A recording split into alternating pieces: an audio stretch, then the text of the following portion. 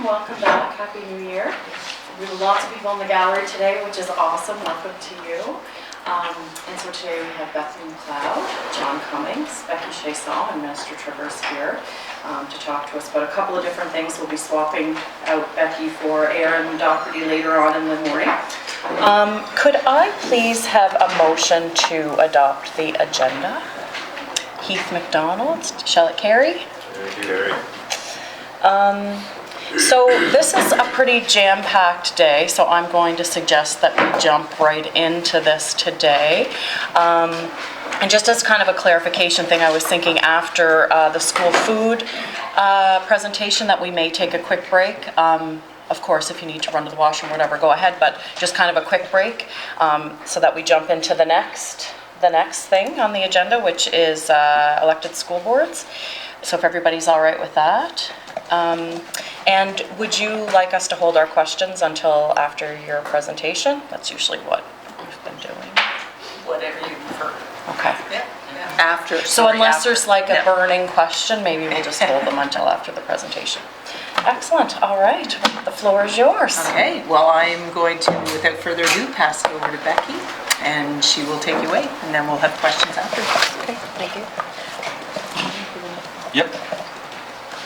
Well, thank you very much for the opportunity to come here today to share some exciting news about the School Food Initiative.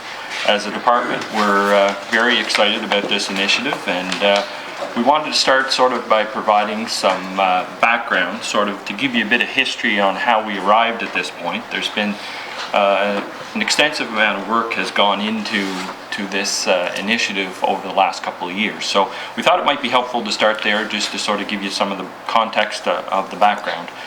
Back in 2017, the Prince Edward Island Home and School Association approached the Public Schools branch with the idea of implementing a school food lunch program across the province. That sort of was the starting point for this initiative. Following that, there was three pilot projects that were approved through the Department of Agriculture, and it was about $30,000 that was allocated to three individual schools to sort of start the discussion on having healthier menus, working with students to figure out what they would like to have on their menus, sort of looking at food literacy in a broader context to sort of educate students on the importance of healthy eating and that type of thing. So as those three initiatives sort of unfolded, they had positive feedback from those communities, and that sort of led to interest in sort of keeping this alive and sort of saying, is there something bigger and broader we could do province-wide? So if you flip to the next set of slides, the school food coordinator position that was hired to start that three pilot initiative was maintained. And the task that was given to that individual was to sort of start looking at what is happening in other jurisdictions. A lot of work was done in other Atlantic Canadian provinces. The one that probably resonated the most with the people that were involved in doing the research and the public schools branch and others was work that had been done in Newfoundland, where they had set up a non-profit organization to deliver a school lunch program in a certain component of the province, and that was done using a hub model, and a hub model being it was done in a school that was equipped with the appropriate kitchen facilities, and that was used to deliver to not only that school but other feeder schools. So that was one thing that kind of resonated through the work that was done in the research of other Atlantic provinces. The person also was looking at consulting with students, school communities, food producers, the PI school, Home and School Association, the community at large.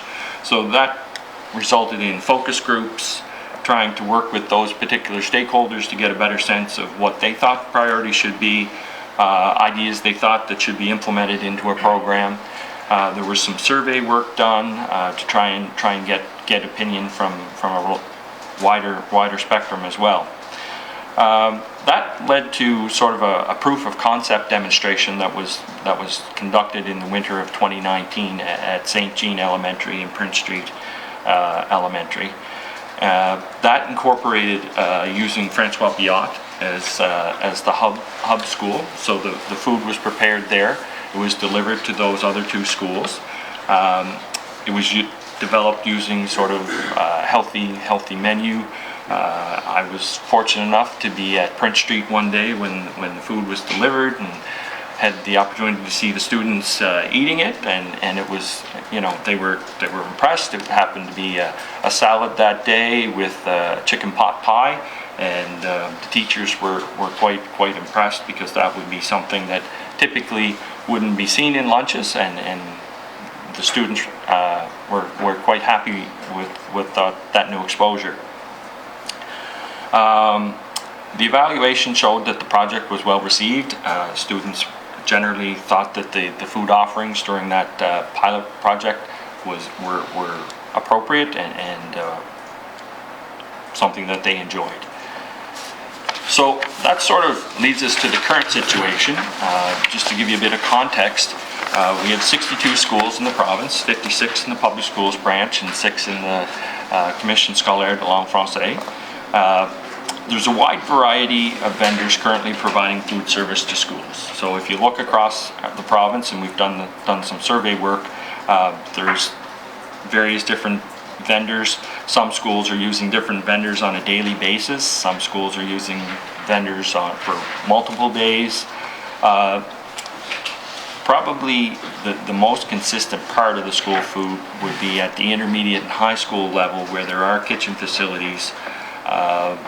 Chartwells are under contract to provide food service at that level. In other schools, volunteers serve as a key component of their school food offering. And there's a range of price points through the system. Menu items vary quite widely, and price points can vary too. Now, through some of the inventory that we've done, some of the offerings are quite healthy. Some of them maybe less so. And I think that was one thing that was pointed out, that a future program should try to address that on a go-forward basis, so that all offerings are healthy for students.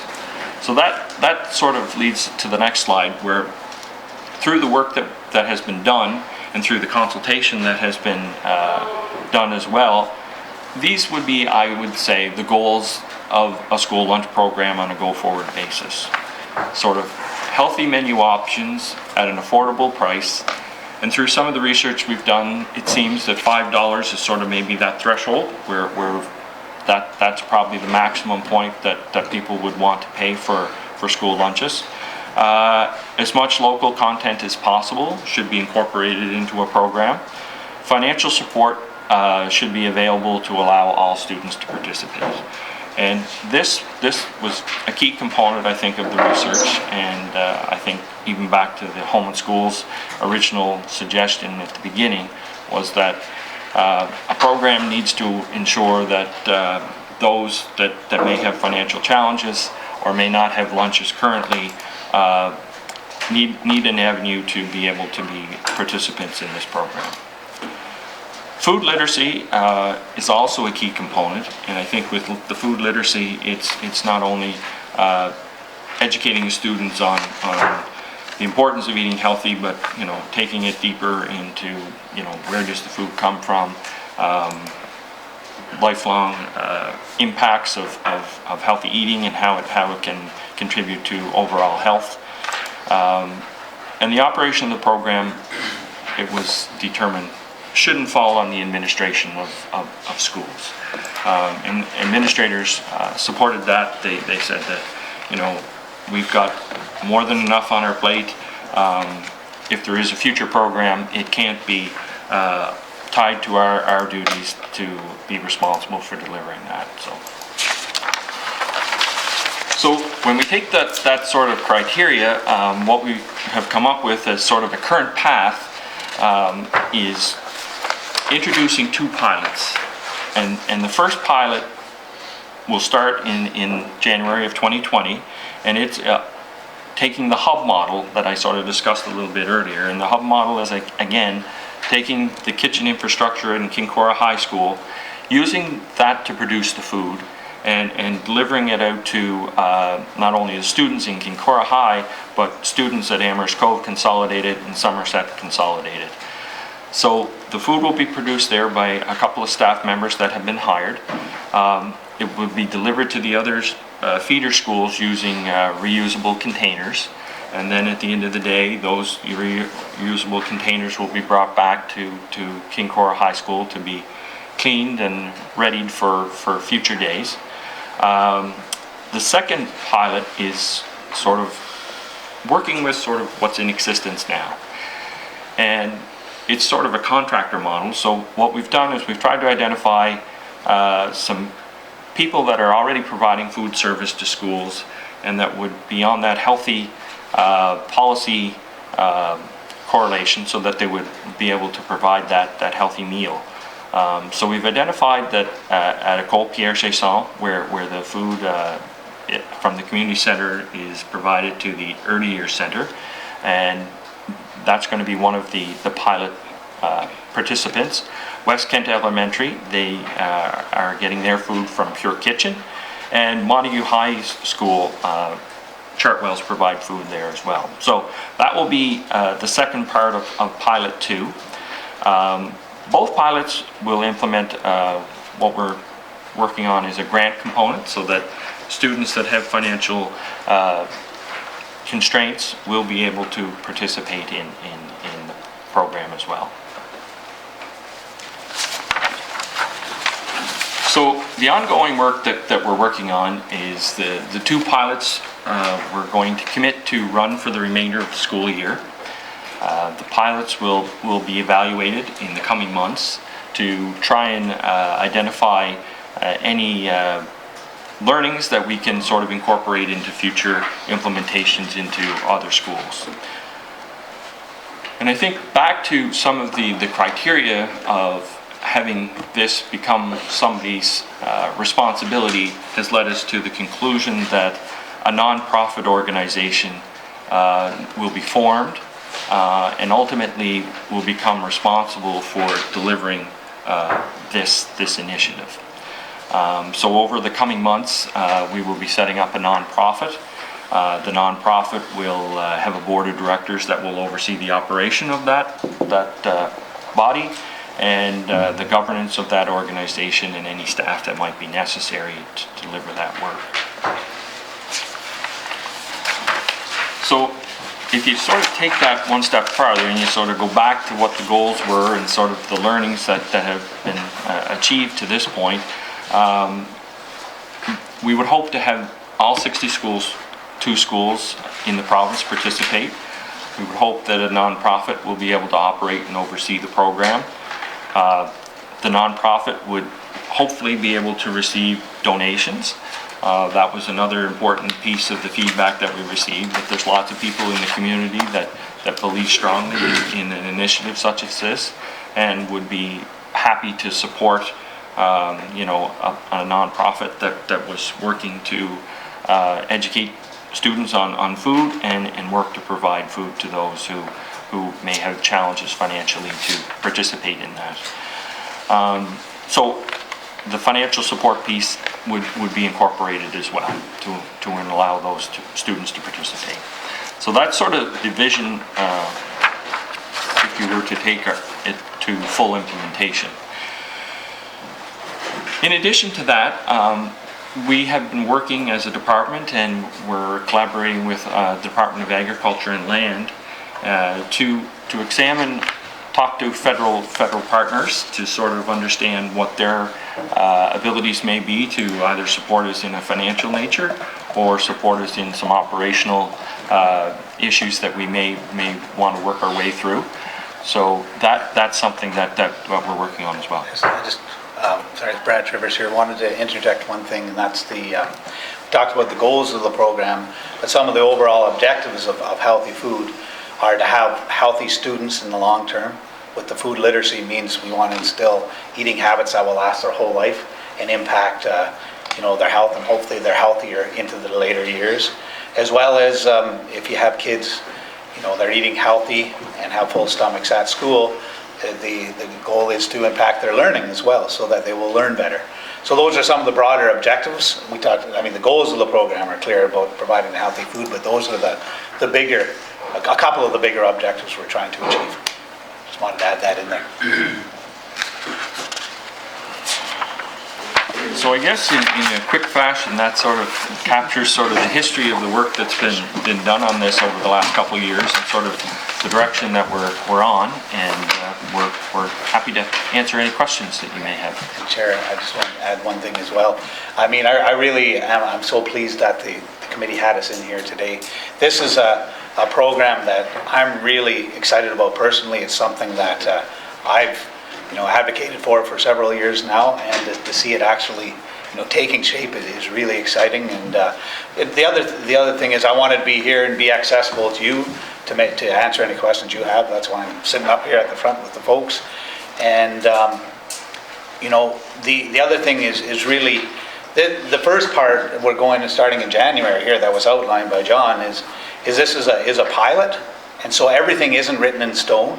We're trying to figure out what works and what works best, so that when it hits the fall, we can implement the best version. But in my opinion, even when we hit to the fall, it doesn't mean that everything's written in stone. You can't tweak the program to keep improving it over time. So I just wanted to add that in as well. Questions? Ernie? Thank you, Chair, and certainly, first of all, would like to thank and congratulate the Minister on this initiative, and thank the staff that have come in today for the presentation. And Chair, if you would indulge me for one moment, I would like to welcome Trevor Delaney, who is from up west, actually further west than I am. Welcome him to the gallery. Great to see you here. On page 6 of the slides, you indicate that a grant component will enable students with financial challenges to participate. How will those financial challenges be determined, and who will determine them? So we're at the early days of that, but we will be meeting with principals to sort of help define what that process will be. I think at some schools it may be easier to determine than others. I think in a lot of cases the feedback that we've received is our schools are working with students that have financial challenges that aren't coming to school with lunches currently, and they are trying to provide those students with food on a daily basis now. So I think it'll be channeling those folks into this program. I think there will be some additional work and some consultation that we'll have to do with principals and schools to sort of work on maybe a more refined process of how to do that. Ernie? Yes. Has consideration been given to involving the student well-being teams in determining that as well? Financial limitations that students may have. Yeah, I think that's an excellent suggestion. And I think as we start to meet with schools, and we have actually a meeting on Thursday evening with the principals in the Kincora family, and that will be one of the topics that we'll be discussing, is how do we sort of ensure that we're collecting that information and allowing as many students that need that help to participate, but it needs to be done in a manner that's not, exclusive, that it needs to ensure that it doesn't ostracize people in any way. So I think your suggestion is very good. Yeah. Thank you. Chair? Ernie? Yes, last question I have. This, like at some schools, and I think of West Isle, for example, but other schools across the province, have breakfast programs that are delivered to a fair extent by parents. I know that staff are involved as well. Is this in any way, shape, or form going to impact those programs, the breakfast programs that are delivered by volunteers? At this stage, this program would be focused on school lunch. I think through our discussions over the last couple of years, there is a belief that maybe in time that the breakfast programs may be able to be incorporated as part of this initiative, but it wouldn't be in the initial stages. Last question, thank you, Chair. In comment, I guess, maybe more than a question, is just the fact I think that it would be important and is important for the breakfast programs that do exist and any expansion of them, but the ones that do exist and are delivered by volunteers, for them to, as much as possible, be encouraged to continue, because absolutely lunch and, a nutritious lunch is extremely important, but also to have that, the breakfast made available to students that, for whatever reason, may not have had it before they did come to school. I think it's very important. So if there is any way that can be maintained and encouraged to be maintained, I think it'd be very positive. So thank you, Chair. Sunny. Chair, and thank you very much, Minister and staff, for coming in and presenting this. And this is something that's been talked about for quite some time, so it's great that it's coming to this step. I had a question similar to the Minister about the inclusion and how you go about that. And there was talking here about a grant, and there's talk about making sure that everybody gets looked after. So, I know that's a touchy situation because not everybody could afford the $5. So, how will that happen? Would I go up with a chit if I didn't have the money? How do you do that so nobody's aware of, I guess we touched on it briefly, so I just wanted to take it a little further. And I think we're in the stages of trying to figure all of that out. And I think it may look different at the level of school that you're at. At the elementary level, a lot of the meals will be ordered in advance, and they'll be, invisible, because it'll all be delivered to the classroom all at once, and they'll receive, meals for everybody, whether you paid or you didn't pay. I think that's probably the easiest part.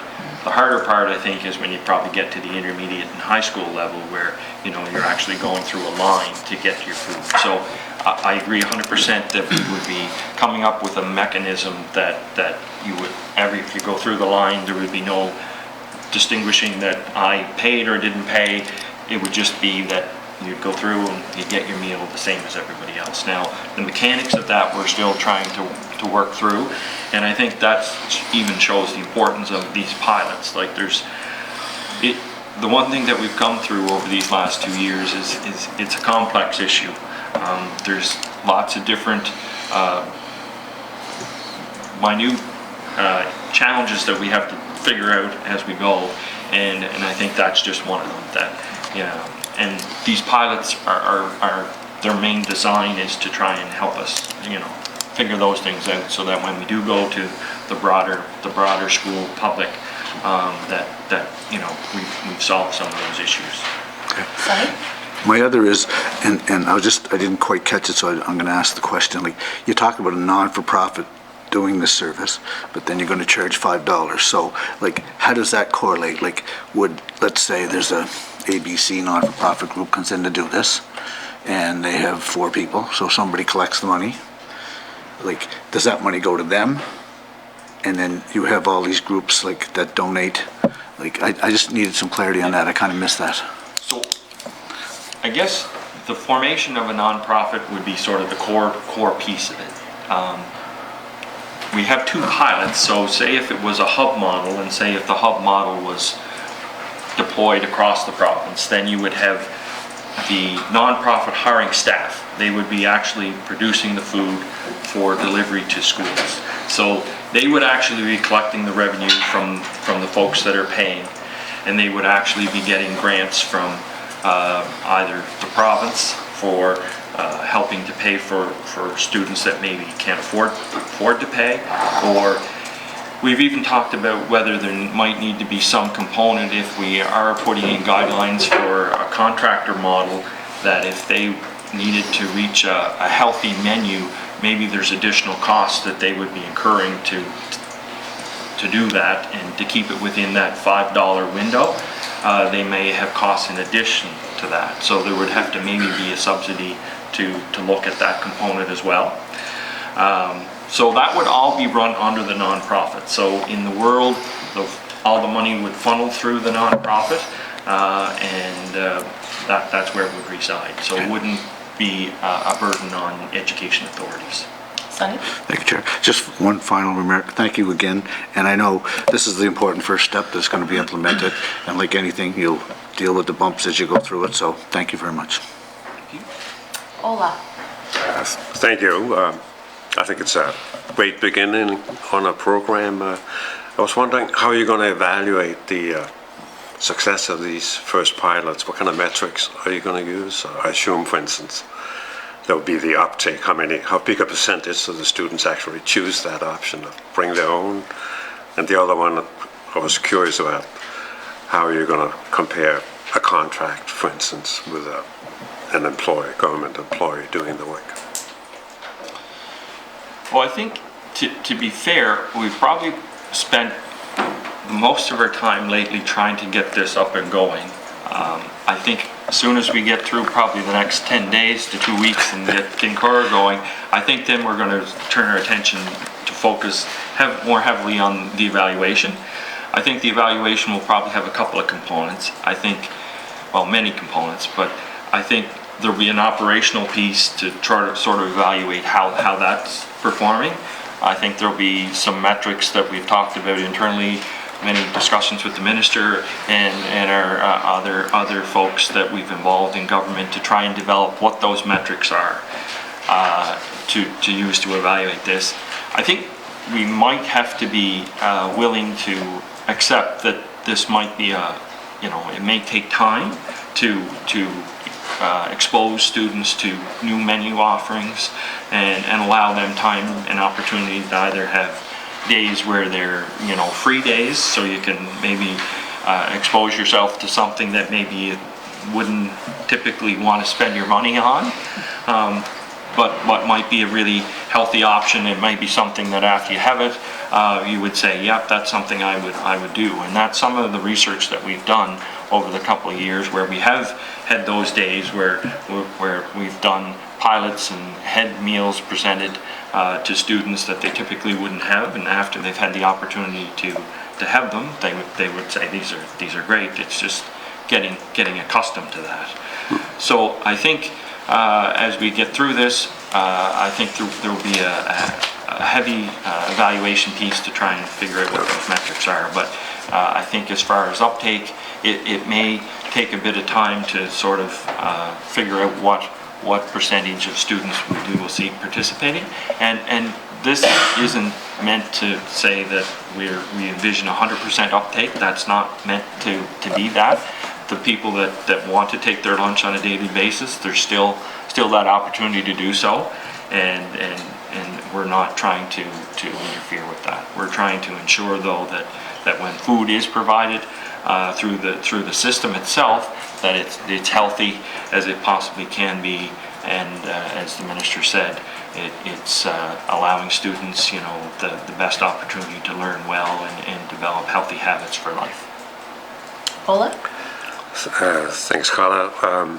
So obviously the success will depend on the quality of the food, but one thing I was wondering about specifically is not only how you determine what is quality food, but also I've found with my own kids and grandkids, key element is that they kind of take what they need and what they want, that it isn't just comes in little pre-packaged things. How are you going to handle those two aspects?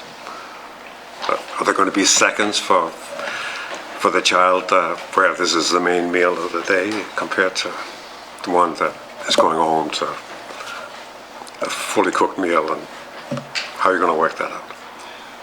Well, I think that's something that probably still has to be figured out. I think in the initial phase of this, it would be here's the offerings that will be provided, and serving size would be determined at that point. Mm-hmm. I think the serving size will be done in concert with nutritionists and chefs to figure out at each level what's appropriate. So what's appropriate for an elementary serving for that day, what's appropriate at the high school level, and make sure that we're doing that, taking into account what's a reasonable meal, and that, you know, we're not serving a skimpy meal to high school students that may think they need more. I think that's trying to find the balance, but that will be work that will be done in concert with a nutritionist, and you know, we have Caitlin McLean working on the project. She's employed at the public schools branch now, and she's a nutritionist, and she will be engaged in helping to figure out some of those serving options in concert with the chefs that we'll be engaging with, and contractors as well. So, and I think in concert with that, and Becky can probably chime in here, the public schools branch is developing a new food policy, and it has been out for consultation. And I think that policy will further inform, you know, what falls into play in the servings for this initiative, and what will fall out of play. And the Canada Food Guide will also be a support in doing that. Fair to say? And we've been in conversation with Health Canada, and they've talked about looking at our menu and helping with, you know, the Canada's Food Guide, and incorporating that, so that would cover the servings as well. So along those same lines, what about special need children who want no carbohydrate, no sugar, no gluten or whatever? Are you going to be able to address that under this system? Yep, and that's something that we've talked about, and I think the intent would be to try and provide those offerings. Now, it depends, I guess, on how many offerings we might be asked to be able to provide, but the intent would be to try to address, you know, the gluten for sure, that there would be, you know, some menu offerings that do address that on a daily basis, to ensure that students that have that need are being able to order items that address that. So how do you think you will encourage use of local produce, not only stuff that's grown on PE, but even to the extent of maybe changing food habits, like looking at blueberries, a local equivalent to, say, orange juice, which is imported. How are you going to address that? How are you going to encourage vendors to do that? I think that's something that we'll be working with vendors on.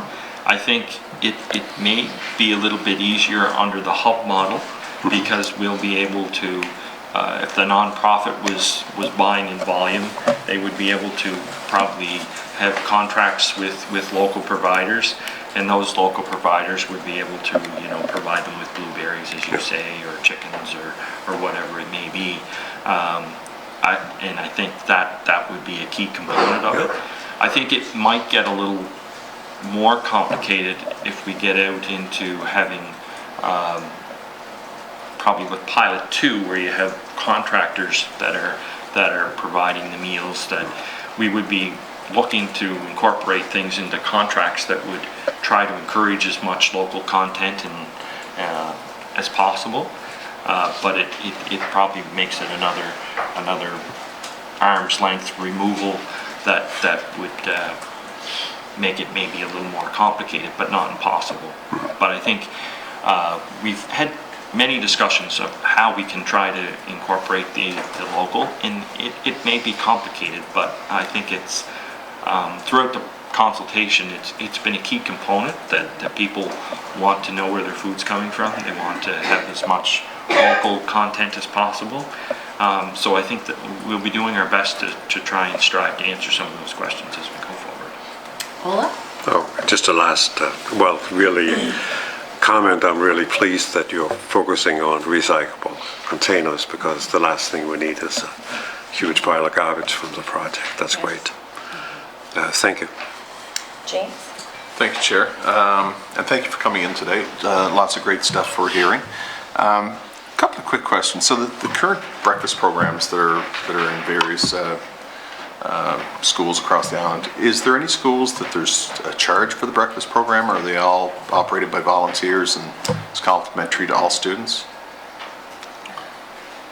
I'm not aware of any charge for Okay. breakfast Yeah. programs. It's just I think- the reason I ask is I remember back years ago in my own community when it started, it was sort of for those children that were coming to school without the ability, and then it was seen as, you know what, we need to open this up to everybody so that there's not like a certain group of children that are being identified as that, so then now it was all encompassing.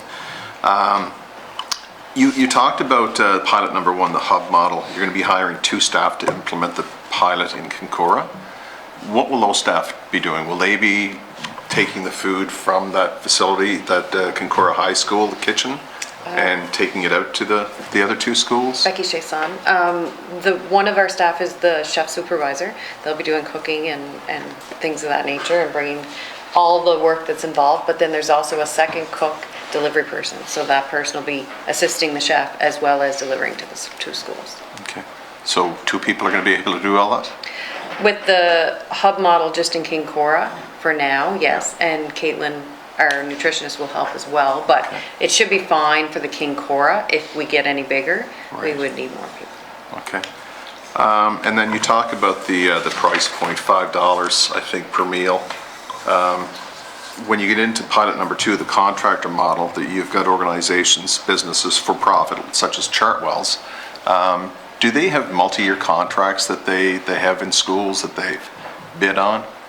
We do have a contract with them, but it was just because of this project has been being discussed, we've only just been extending yearly. Okay. And we do have a clause that we can, they're aware of the project and Right. we've been speaking with them. So yeah, we've only extended every year, so there's no long-term contract with them. Okay, so with the $5 price point for an affordable, nutritious lunch, will they also be still offering the fare that they currently offer in addition to that? Like, I'm just trying to get in my own mind, the scenario is, like, I went to Stone Park, went to Charlottetown Rural, and thinking about the scenario of the cafeteria and the kids lining up to get lunch. So all of a sudden you have kids lining up to get the normal food fare that's being offered by Chartwells versus a child lining up for getting the nutritious lunch at $5 price point. Again, just trying to ensure that we're not So I think- inadvertently identifying anybody that's, I think the discussions that we've had with Chartwells and that we'll continue to have would be that the meal would be healthy for that $5. I think there would have to be other offerings that they would have, but they would have to comply with the policy of the public schools branch, the healthy food policy. So that food policy would be ensuring that they're healthy. So I think that's the key component, that I think you want to have the meal where there's probably a few options that people can partake that are, you know, a healthy meal. But at high school, we're all aware that, you know, students are busy, they're doing lots of things, and maybe they want a snack or something. So we have to ensure that those snacks are complying with the policy. And then I think what it does is probably constrain it a bit from where it is today, where it's probably, there might be a few on more offerings that we might deem unhealthy in the snack, and I think it would be trying to transition them to healthier options. James? thanks, Chair. And I guess my question sort of is what Ollie had been referencing earlier. It's just the portion size and the quantity. I know the quality is going to be there, but when you have a for-profit organization preparing the food, is the $5 price point going to cover not only the cost, but the profit margin as well, or are we going to have to top them up on the other side? And that was sort of one component that I mentioned, that I think the grant component will potentially have two elements to it. One would be the element for a student that couldn't participate due to financial reasons. The other one would be, as you suggest, if we are in a contractor model and we're requiring them to provide a certain healthy meal with a certain size criteria, there may need to be a supplement provided to that vendor to achieve that. I just want to add to that. So this nonprofit organization that's going to oversee all of the school food programs, they're going to be the ones who come up with the criteria that the vendors have to meet, or that for the food in general, and including evaluating the prices, right? There'll be experts in there, food experts, chefs, to say, you know, if Chartwell says, yeah, I can't make that meal for under $8.50, and they're like, well, you know, our experts say you should be able to do it for $6, you know, that sort of thing. And then they can choose to bid on it, almost like an RFP process, the way I see it going. But this nonprofit, they're the ones who are really overseeing everything. And if Chartwell says, you know, I can't meet those criteria and turn a profit, then they might have to look elsewhere. That sort of idea, or whoever it may be, whatever vendor it might be. James? I have many other questions. Again, coming from my previous background in hospitality and food and beverage, and working at the university and working with Chartwells and things like that, it's like I think there's definitely challenges. I'm completely supportive of the program, but there's definitely challenges. I envy you on many of the aspects. I mean, I'd be hard pressed to say that we can provide a meal at any of our healthcare facilities across Prince Edward Island for $5. And now we're going to do it in the schools. Well, and you know, initially the thought was we're just going to hire staff and just produce all the food internally, and this nonprofit's going to be like this catering company that just handles all the schools, that basically that hub model. And we said no. We want to make sure that vendors get a chance to get in there and provide the food, and we don't eliminate them from the process. And that's why we're piloting. That's that second portion, the contractor model. And we'll see how it goes. Yeah. And there are a lot of challenges, without a doubt, but some great staff that are up to addressing those challenges and working through it, and, you know, coming up with hopefully a couple of different models that will work when we roll this out in the fall. Perfect, good. Thank you. There's been a lot of great questions. It's a great program. Obviously, the minister's very aware that I'm very supportive of it, and long before time. But obviously, how many students took part in the Newfoundland or Alberta programs in our research? 30%. I think about 30%. 30%. So what's our total in student enrollment now? It'd be close to 21,000. So 30%, so 6,000 students approximately. So that's how much? $5 a meal per day? So if you do the math, it's not that much money. So Alberta's I think the NDP government put in $15.5 million for 33,000 students. Would it not be suffice for government to go through a year and actually pay for a hub program where we're using local products, and maybe even providing incentives and labor rebates to some of our farmers who are finding it difficult to find people to work on their farms? We're likely looking at somewhere in the vicinity of $300,000 to $500,000 a year to feed likely every child in the schools. And I know the most important issue is the ones that are coming to school with no lunches. And I know Elliott River, speaking to them recently, where the chair used to teach, I think it costs them less than $275 a day per student, provided with a chef, and you correct me if I'm wrong, that they provide a relatively nutritious meal 3 days a week. So is there not something that we should be kind of taking into consideration, as opposed to spending too much time on who gets it, who doesn't get it, but maybe work with the big picture and let it scale back? If there's only 30% uptake, let it scale back as we go through the first year and provide it to everybody, or have that option to provide it to everybody till we work the kinks out of it, as opposed to trying all these different avenues. And I can't agree more with the honourable member from, or Minister of Health. I can't see Chartwells and Cisco saying we're going to provide a nutritional lunch for $5 when we've got, I find that's going to be very difficult. I think, I could be totally wrong, but with the numbers that we have and the 30% uptake, would it not be wise for government to say, you know what, why don't we just do this for a year and pay for it? We spend money on all kinds of other things. We get $46 million more coming in transfer payments. let's take a look at this, make it work, and then decipher what's the best route going forward. Don't put all the pressure on a non-for-profit. This will get bogged down, and we'll be sitting here next year asking similar questions. I certainly hope not, and there's been a ton of work, and I kudos to you guys. This is not easy, obviously. Different schools have different kitchen facilities and so on and so forth. Some don't have very much, some have, others have all kinds, but I just foresee that for the amount of money that this could possibly cost, why wouldn't we just do it? Well, I mean, I'll take that one if you guys like. I mean, obviously, we want to be, fiscally prudent, but you make a good point, and it's a suggestion, definitely, take under advisement. I know you were the former Minister of Finance, so you know what it's like when you go to the budget table. So it's something, there's lots of different ways that you can run the payment model. I mean, one example would be, for example, especially John mentioned at the elementary school level where, the parents kind of go online and they order.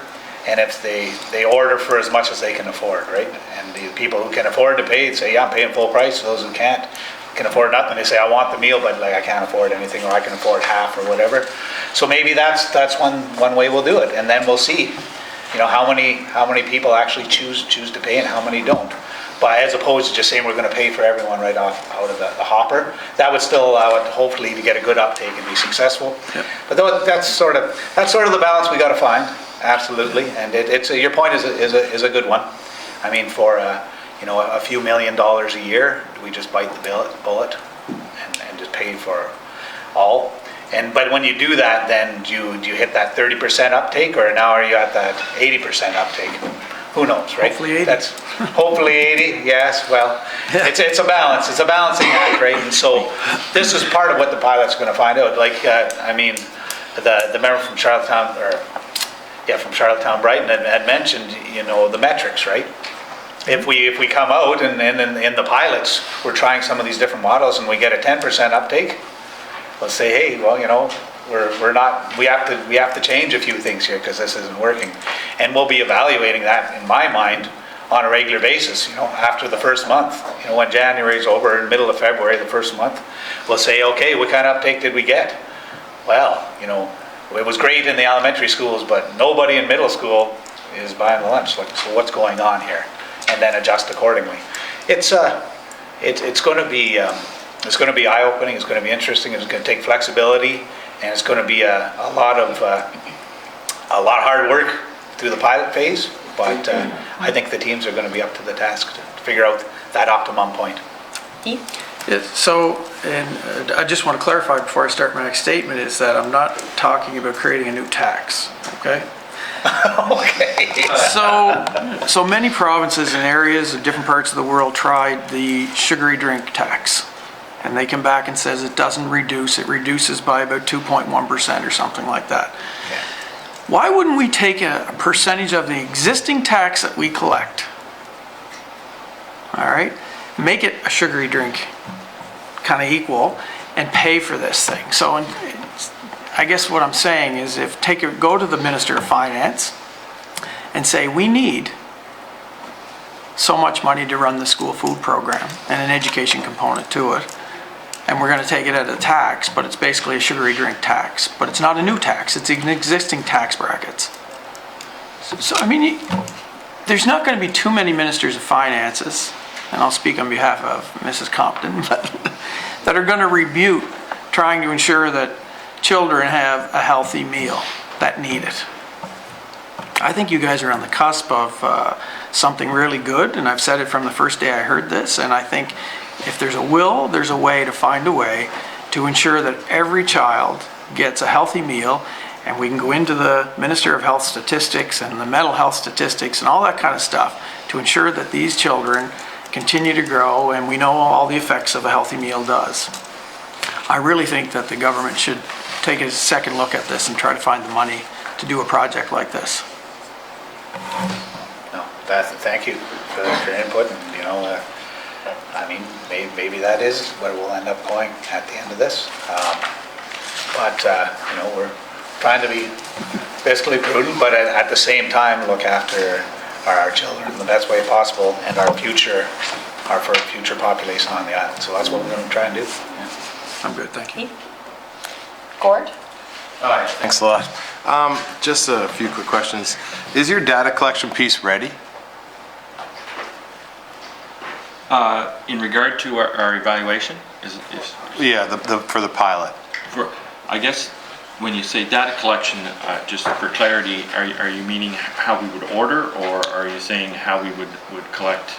Well, I want to know, so this program, because we talked, it's just kind of like maybe going on Ola's question is, it just doesn't seem like we're ready to collect the data. This is a pilot program, and I'm just worried that the data is not going to be ready to be collected for this, from January till June.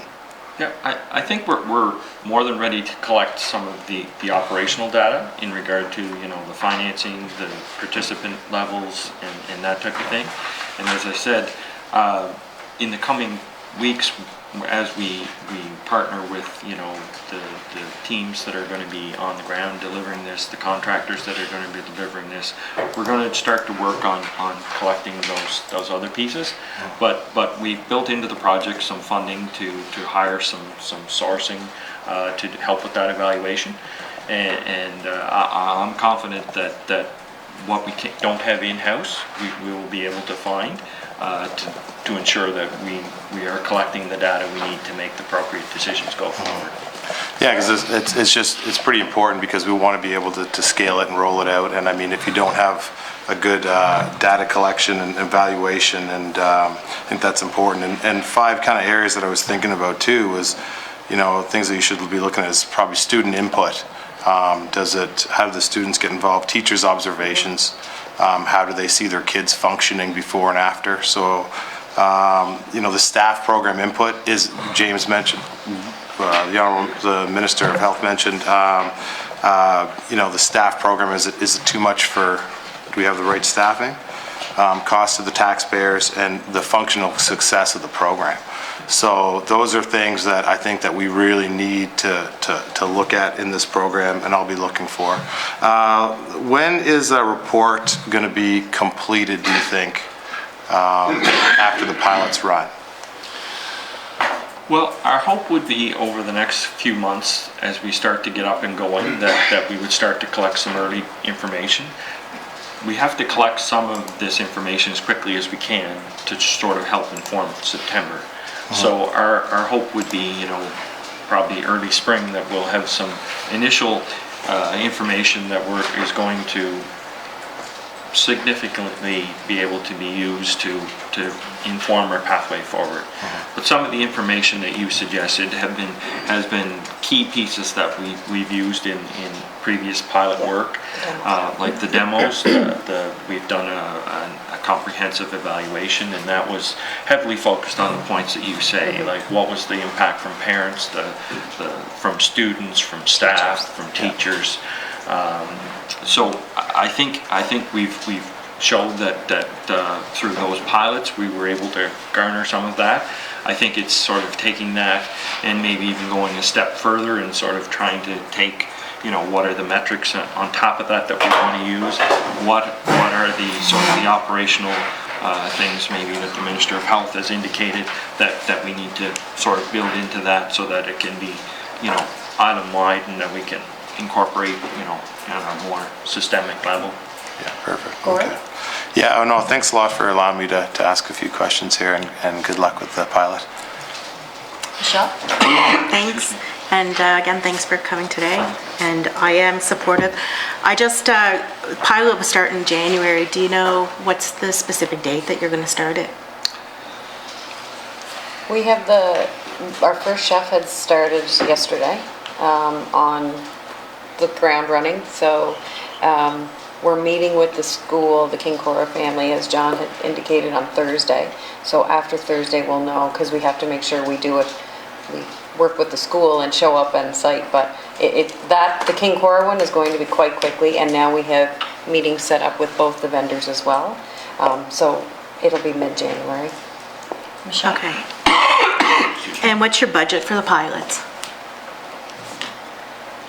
it's approximately about 150 To run it for thousand, the, till the end of June? till the end of, yes. Okay. And can you give me like a sample, so your chef started yesterday, is that, when he started yesterday, first of all, I guess just the selection of chefs, how did you decide who you were hiring? There was an open competition. Okay, all right, great. Yeah. And so when he started yesterday, is that to prepare the menu, or has the menu already The been nutritionist decided? has started working on a menu, but she wanted the input from a chef that's in the industry. So I know they did some work on it yesterday. I don't know if it's quite completed, and there's going to be steps to the menu. Like, they want to start out the first menu maybe not as risky as they'll get to once, like as John mentioned, we have to get the students used to this kind of food compared to what they used to have. And in Cora, they did have a fairly healthy menu. So the first menu may look very different than the third or fourth menu. But I do know they were working on it yesterday. Okay, Michelle? thanks, Chair, sorry about that. Do you have an idea of what's a sample menu? I don't have one with me. Okay. But I mean, I can commit to getting back to you with an example menu, or maybe just put you in contact with the dietitian as part of the team, if you like. Sure. Expecting on a turkey. Oh, yes. Michelle? Okay, thank you. And so I guess the question, are you ready? Because as you've gone through this presentation, I've heard a number of times, I think it looks like, or, just not definitive plans. So I guess my question, when it comes to any launch date, the question is go, no go, are you ready? Well, and I wanted to input on that. So remember, there's two things we're talking about. One are the pilots, right, which we're aggressively pursuing as soon as possible to get out there.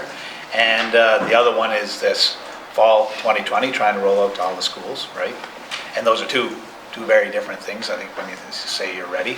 I think when it comes to the pilots, all the schools involved, the expectations want to run this as smooth as possible, but it is a pilot, right?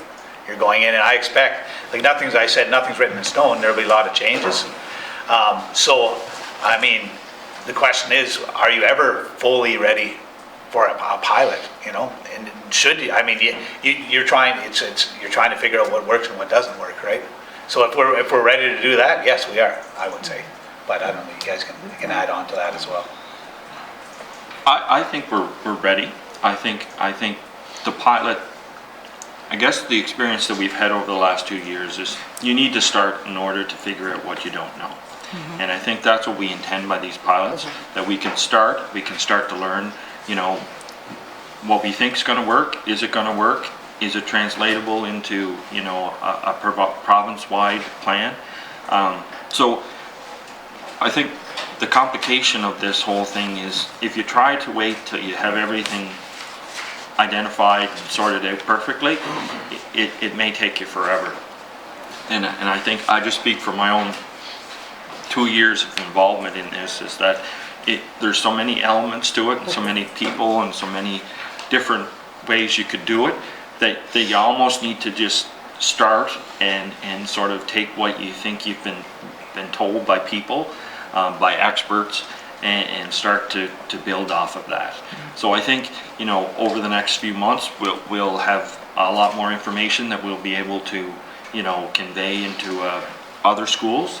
And I think, as the minister said, it's a matter of taking that and doing it as quickly as we possibly can to ensure that, we reach as much of the province as quickly as we can. Michelle? Okay.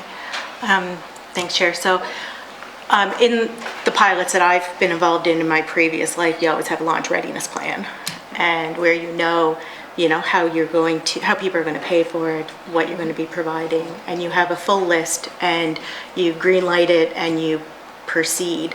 So do you feel like the model that you are launching as soon as possible is fully ready, and all of the things that we've discussed, like for instance, the payment process, and if we're talking about folks that are low income, that to make sure it's inclusive so that they're not going to be identified as, not being able to afford the program, those different things that all the members have brought forward today. And do you feel like those things are ready? Like you have a solution kind of in place for launch day, so that at least the payment process part of it is ready to go? The payment process part for the two consolidated schools in the Kincora family really won't change. It'll be the same process that it is today. The people that are able to afford to pay will pay online, the same as they do using the online option now. Yeah. The other individuals that may not be able to afford to pay, that will be done behind the scenes, and the orders will come to the school, as I've explained earlier, in the same manner as the ones that pay. I think at the high school level, we're working with the principals there just to ensure that we have a process that's not, self-identifying anybody in any way, and that will be ironed out here in the next few days, so that when the program starts, it's clear and everybody is on board with how that will work. Okay, thank you. So my last question would be around the not-for-profit. Is that a jurisdictional, have you looked at at other provinces and that's how they've set up at yours, or how did you determine that setting up a not-for-profit might be the best way for you to go? That would be modeled after the Newfoundland experience, and they have a nonprofit that was formed and delivered this type of initiative, and it's been in existence for many years. So they have proven that a nonprofit can deliver this type of initiative, school initiative. So I think that's sort of where we've gained a lot of our knowledge. And we kind of looked at various different provinces as what they were doing, but as I said, that seemed to be the one that resonated, that they seem to have great success. They seem to be financially sustainable and viable. They seem to have many years of experience under their belt, and I think that gave us some encouragement that what we're looking at, it's quite similar to what they're doing, and gives us encouragement that we're on the right path. Okay, great, thanks. One more question, and it's just really a comment. So, as soon as we talk about nonprofits, I'm gonna plug it, because many times when we sit in this space, we hear about core funding, and we always set out with the right, the right mindset of we're going to fully fund the nonprofit, but then years later, we have nonprofits that are struggling to keep the heat and lights on. And so the only thing I would want to leave as my comment is, if you're going to set up a nonprofit, set it up for success, in that it is fully funded. When they require more funding, that you recognize that and increase their funding, to the pace that they're going to be growing. So, and that would be the last thing I have to say. Thank you. Appreciate it. Thanks for coming. I have a couple of comments, and then I'm going to jump into a few questions. But the first priority of this initiative is to feed our kids.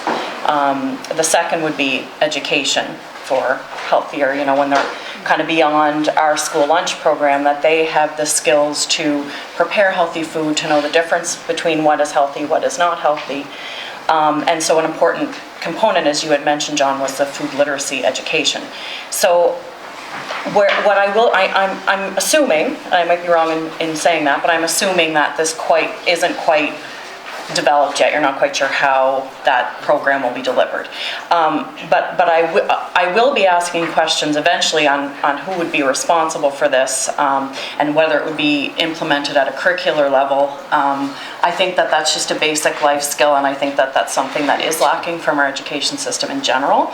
So as a tip, I will be following up on that. The other comment I wanted to make was, I'm not going to quote you, Minister, but you said we were talking about challenges. You said something along the lines of, we have a lot of staff ready to take on those challenges, or something like that.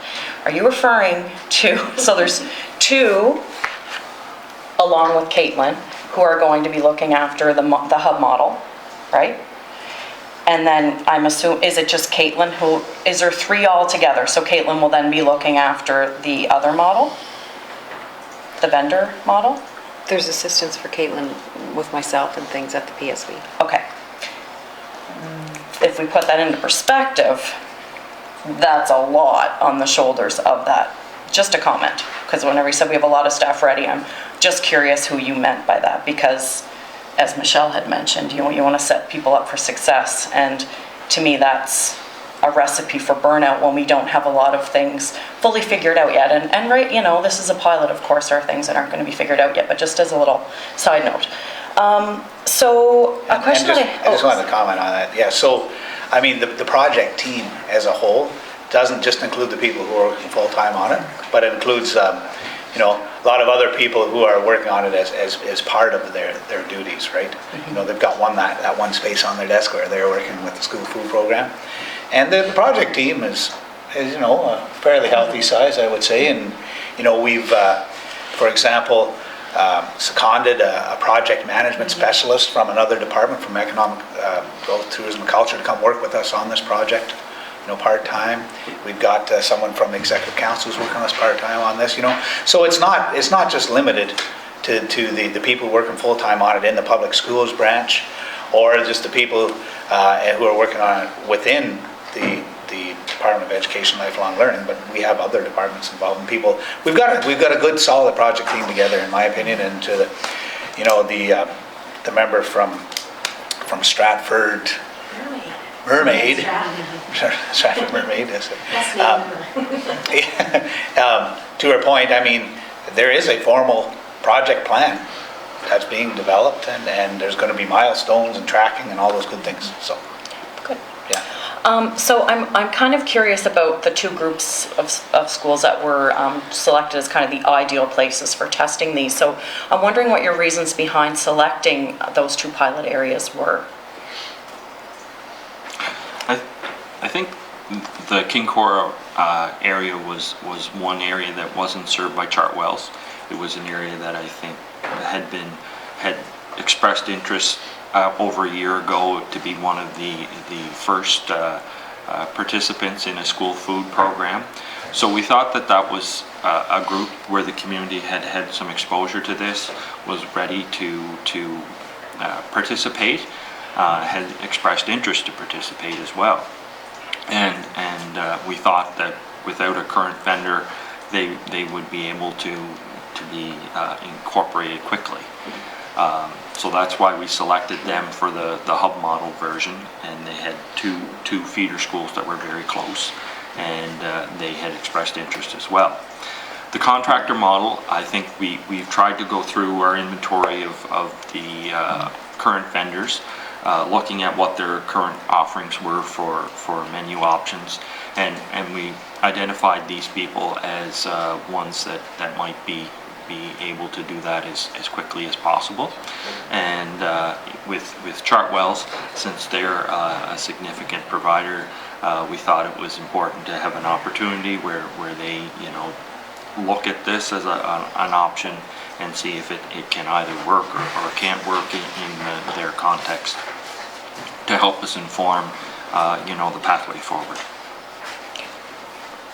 And I've spoken with numerous people about this, and something that I've heard quite a few times actually, and it's funny because it was just kind of information that they volunteered, was, and this is before I knew about the Kincora school, but they were talking about infrastructure needed to run a program such as this, in terms of the actual equipment, in terms of storage, both dry and cold storage, and it was deemed that Kincora was not prepared for food prep of this magnitude. And I'm just wondering how, these issues just don't go away. So I'm wondering if you've come up with a creative solution or how you've kind of dealt with this. I can take that one. I mean, I was just out at Kincora High School and, toured facilities. You saw my picture, I'm sure, with the turkeys in front of me there. And before Christmas, I don't know, anyway, and... I saw that. You saw that, did you? Anyway. I was around turkeys. And talked with the principal of the school about that very issue.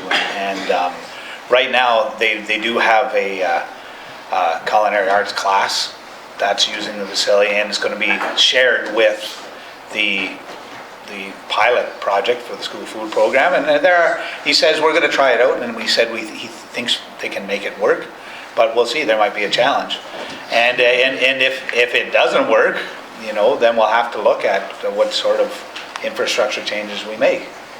But, that's when I say, things aren't written in stone and things change and we have to improve. We have to be open to those sort of things. We don't know all the answers to all the questions. We don't even know what all the questions are yet. That's why we're doing the project, right? And that's what we're going to find out.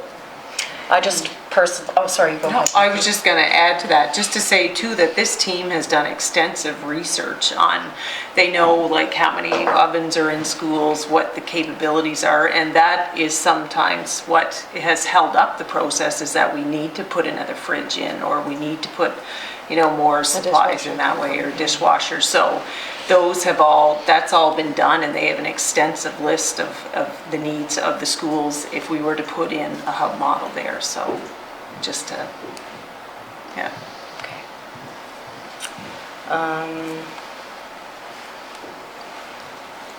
Okay, so the reason for the two models, from my understanding, is because there are some schools, such as Elliott River, who already have school food in place, a school food model, and there are a few of those schools who are already kind of enforcing, whether it be their version or a legit version of healthy food.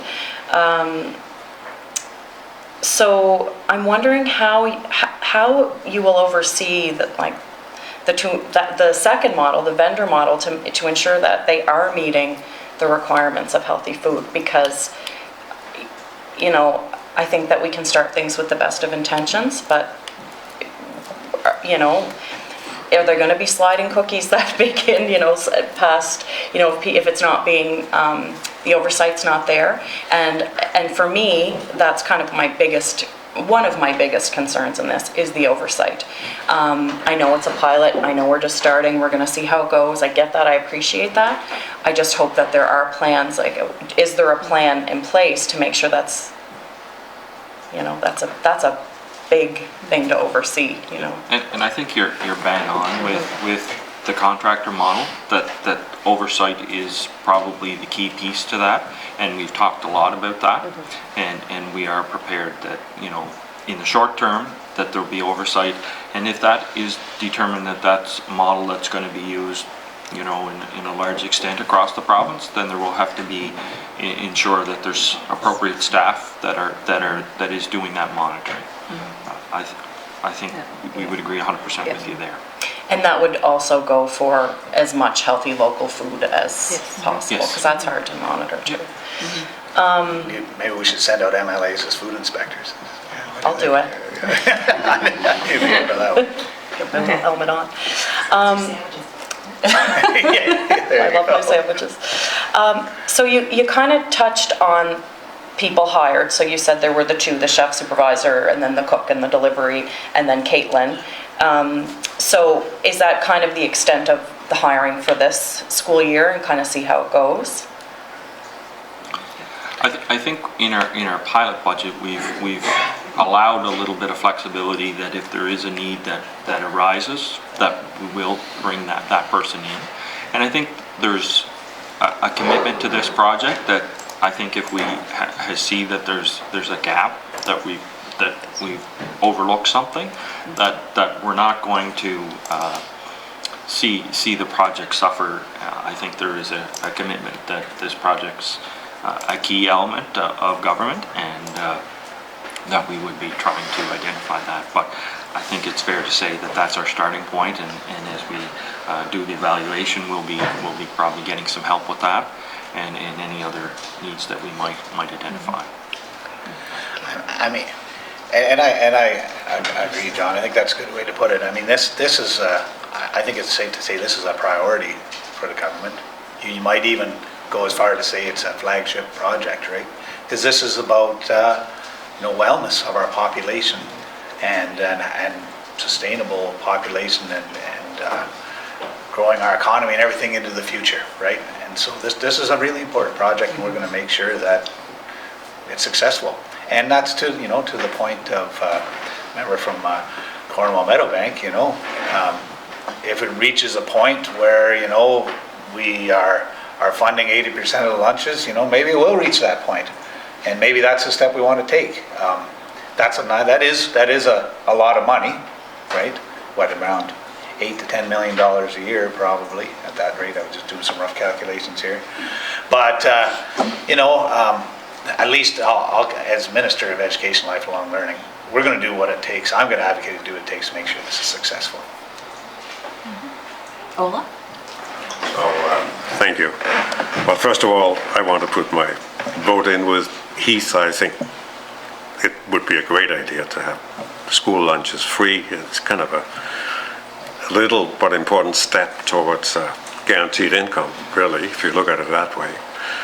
If you cover all the pieces, you don't have to pay out that big lump if all the expenses like feeding children is covered but getting some money from sugary drinks tax is a great idea too. And I think actually the pilot you're doing, I'm sure there will be challenges, but it sounds very doable what you're trying to do now. But what I'm looking at come the end of this school year, then you have just the summer to evaluate what you've done and set up all the schools on the island. That seems like a huge mouthful. How are you going to handle that? What's your plan for doing that? Well, I mean, and maybe the deputy wants to speak to this, but as she mentioned, there's been an extensive inventory already done on all the schools across the island. And I believe as a part of the project plan and as part of the project as a whole, essentially we're going to list every school now, right? They're already listed. We know where all the schools are and what they have. And we're going to say, okay, what's our best guess as the type of model will go into them. And then we'll, as the pilots progress to the end of the school year, we'll look at every school and what we learned in the pilots and adjust that so that by, shortly after the end of the school year is over, not only will we sort of have a really good idea of what's going into every school, we'll be able to take proactive steps to, even prior to the end of the school year to be ready and start that process to make sure we're ready for the fall. That's the way I envision it happening. I think that's where the project team's going with it as well. Ola?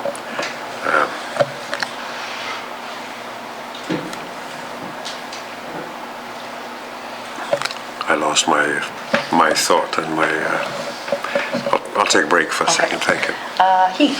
Just one quick question. I know you got the two pilots up here, but going forward, we talked a little bit about Elliott River and what they do 3 days a week for $2.75. So if that's something that's working for them, and they actually have a chef on site every day, is that something that this may allow them to continue to do and be subsidized by government for the difference? Is that something that would be an opportunity for that school?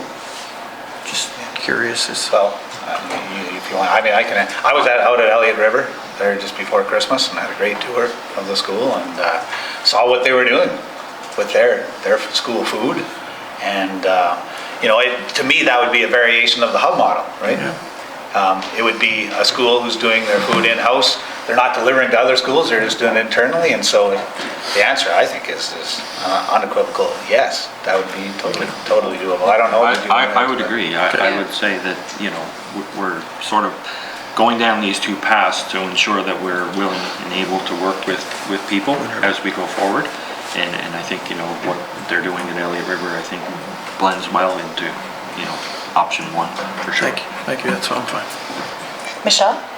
Thank you, Chair.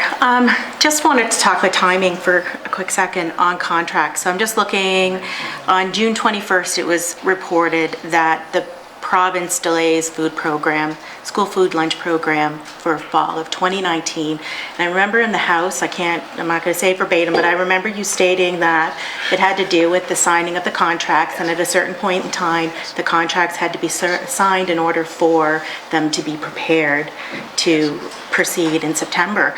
So if you're going to continue the pilot right to the end of the year, and then a report come out at some point in time, how's that going to impact Chartwell's or your vendors' contracts if you're not going to be ready for results of the pilot before the contracts need to be signed? We can talk about the contract timing for sure. Well, I think the challenge that we had in the summertime was that we weren't as well prepared at that point to just say we were able to go forward with the pilot. So we had to make a commitment to Chartwells whether we wanted somebody there for September. I think what we're doing now is we're farther advanced in the work. We're going to get the pilots going. I think the Chartwells are only on a very limited timeline for contract. So I think it's, and they're part of this pilot too. So I think it helps in that way, many ways, that we'll be able to, in the coming months, make a determination of which pathway, as the minister identified, is most likely to occur in each area, and then we can start working on that. And that will be able to inform, the current vendors that are operating in those facilities. I mean, you got to remember the original proposal, from the former administration, which did great work on it, was all hub model across the entire province. There was no contractor model that was going to be considered. And so after the late election, we looked at it and said, we have to sign contracts with our contractors like Chartwells by the middle of June. Can we guarantee that we're going to have that nonprofit running a hub model in all those schools by September? And if we don't sign the contract with Chartwells and we're unsuccessful getting the hub model in place, well, we'd be stuck with the school that doesn't have any food at all. That's why we had to make that decision, right? So in this case, when we talked about earlier, how we're going to be working with all schools in parallel with the pilots to come up with that plan, then by the middle of June, we'll know what schools we need to sign contracts with and which ones we don't, which ones are going to be hub model, which ones are contractor schools, how it's going to work. Okay. Michelle? No, I think I'm good. Ola? I had a question. It sounds like you're looking at either contractor model or having government employee. Is there any reason why you couldn't combine the two on a bigger scale as well? Basically continue with a model, pilot model, and, combine the two? I think it's conceivable that as we go down this path, that the final version will incorporate pieces of both. I think if that's what you're suggesting, that there could be some contractors in the final version and some hub models in the final version. I think that's fully possible. It's not an either or thing. I don't think it's going to be 100% one and 100% or and 0% the other. Like we talked about, Elliott River maybe just producing their own food in their school, just for their school. Kincora may have this hub model where the high school is producing food and sending out to the other consolidated schools within the family. And the same thing might be happening at Tosh. But you might have, Montague High School where Chartwells is supplying the food, and then the other schools within that family are doing similar things to Elliott River. Right? Okay. So it'll be a combination, and that's, frankly, that'll be a challenging environment as well, and that is definitely a concern that's been brought up, and I don't know, I'd look for input on that, but I think it's one that would be a challenge, but it's not insurmountable, and it can be managed. Ola? Okay, I'm fine. I have one more question. We kind of already talked about contracts, but two more questions actually. So we've already kind of talked about when the contracts will be signed, so you're not really concerned about timelines for contracts now because of the way things are moving. But I'm fairly concerned with the terms and conditions on these contracts in terms of, there's going to be another election coming up, and I wouldn't think that anyone would take this program away. I'm wondering if there's going to be anything included in that term, the contracts that will provide a little bit of security, or if there's been any thought given to that yet. Contract, not just election stuff, but other things that may pop up. So I think the contracts that we're going to be initiating are only going to be for the 6 months at this stage. And then depending on what we find out from that work, then that will determine, if that's a pathway we want to pursue, then we'll be determining what the length of those contracts would be go forward. And we would be getting feedback from vendors, I guess, and what kind of length of contract that they would think would need to be made available to them to make this attractive to them. But in this stage, we're just focusing on that 6 month for that initial contract. Okay. And my last question, so this year goes ahead and we're now getting ready for September, and we've got how many more schools to add to this list? I'm not saying this, as you know, I think this is fabulous. I'm not trying to put this down, just being real here.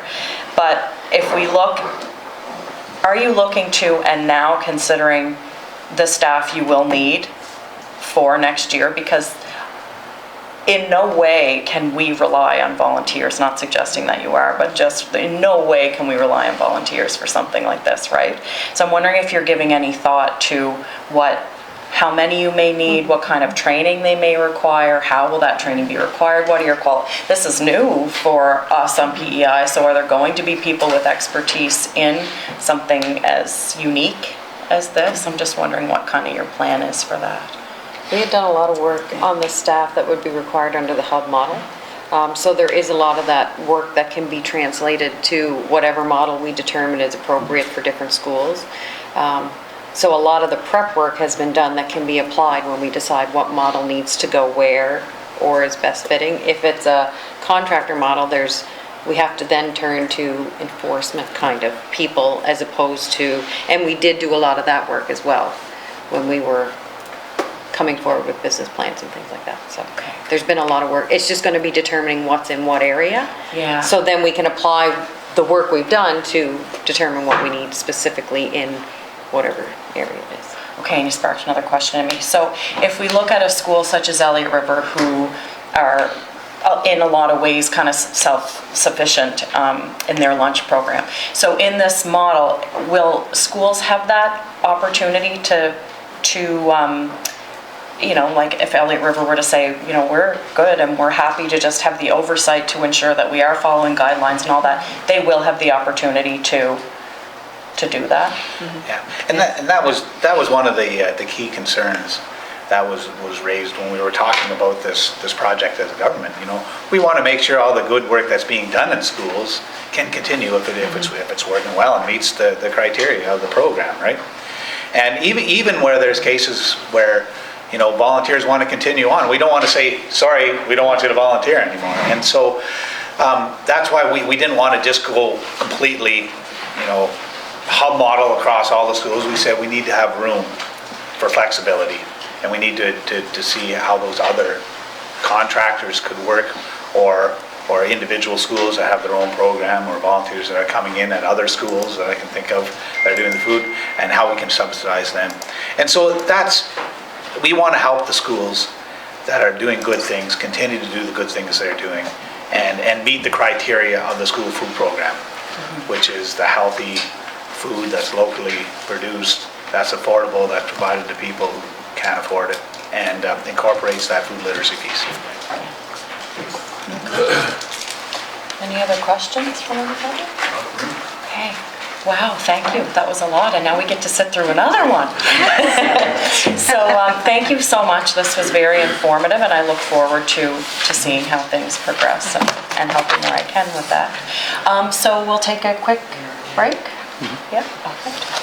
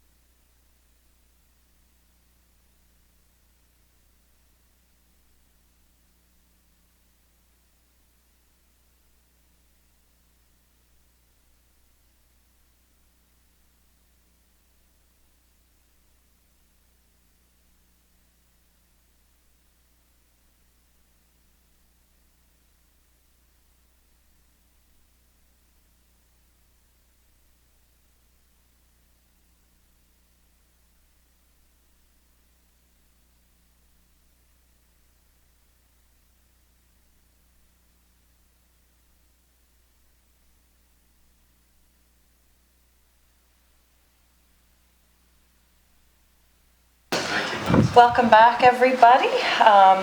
Once again, we've got Bethany MacLeod and John Cummings, now Erin Docherty with us, and Minister Trivers, to talk to us about education governance, elected school boards. So without any further ado, jump in. Great. Okay, so this should take about 15 or 20 minutes to get through the content. Before we actually jump into the meat of the presentation, I just want to walk you through very quickly what we're going to talk about today. So we'll start with a very high-level presentation, or high-level rather work plan on the approach toward the new governance model. Then I'll walk you through some of the findings of the jurisdictional scan that were found during that process that took place in October. John Cummings will then walk us through some of the fundamentals of the Board of Director of the Public Schools branch, and then finally we'll finish up by summarizing the public engagement activities that we'll undertake for this particular initiative. So the North Star of this particular undertaking was set by the mandate letter that was issued back in October 2019. So just to kind of reiterate that so that everyone is clear on the direction for this, we're looking to reinstate school boards that have elected representatives and encourage further collaboration and communication between school boards and the Department and Education and community stakeholders. So the approach and the high-level timeline, and of course some of these have already taken place, some of these activities are underway, and then some of them are future-based activities.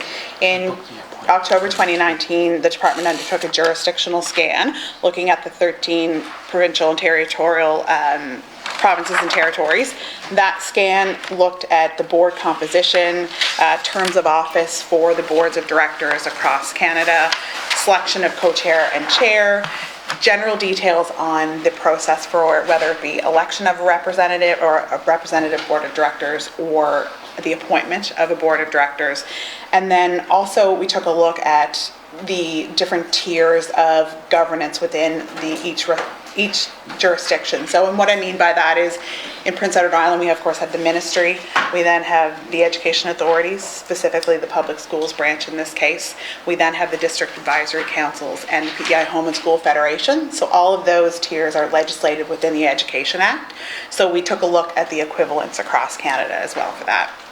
We undertook a literature review, so looking first at the 2012 Education Governance Commission report that was completed in Prince Edward Island, then taking a look at some of the more recent reports at other jurisdictions. Saskatchewan had one in 2016 that looked not only at their governance model, but also at a summary of the governance models across Canada. And then, of course, in 2019, New Brunswick has released a green paper on their steps forward in looking at a renewed focus for K-12, and then just some additional academic papers and opinion pieces. Finally, in October, we appointed Mary Jane Reddy and Norman Beck to the board. And then in November 2019, we began preliminary discussions with Elections PEI to take a look at what the logistics would be around an election process for the public schools branch. We started developing the parameters for public engagement activities and the scope of those activities, and started again with the development of the stakeholder consultation list. And we will talk about those public engagement activities and the stakeholder list when we move through the deck. In January, of course, we're here presenting to you today. So going forward in the winter of 2020, we're going to develop our consultation material. We will schedule and promote the consultation activities and actually move forward with those consultation activities.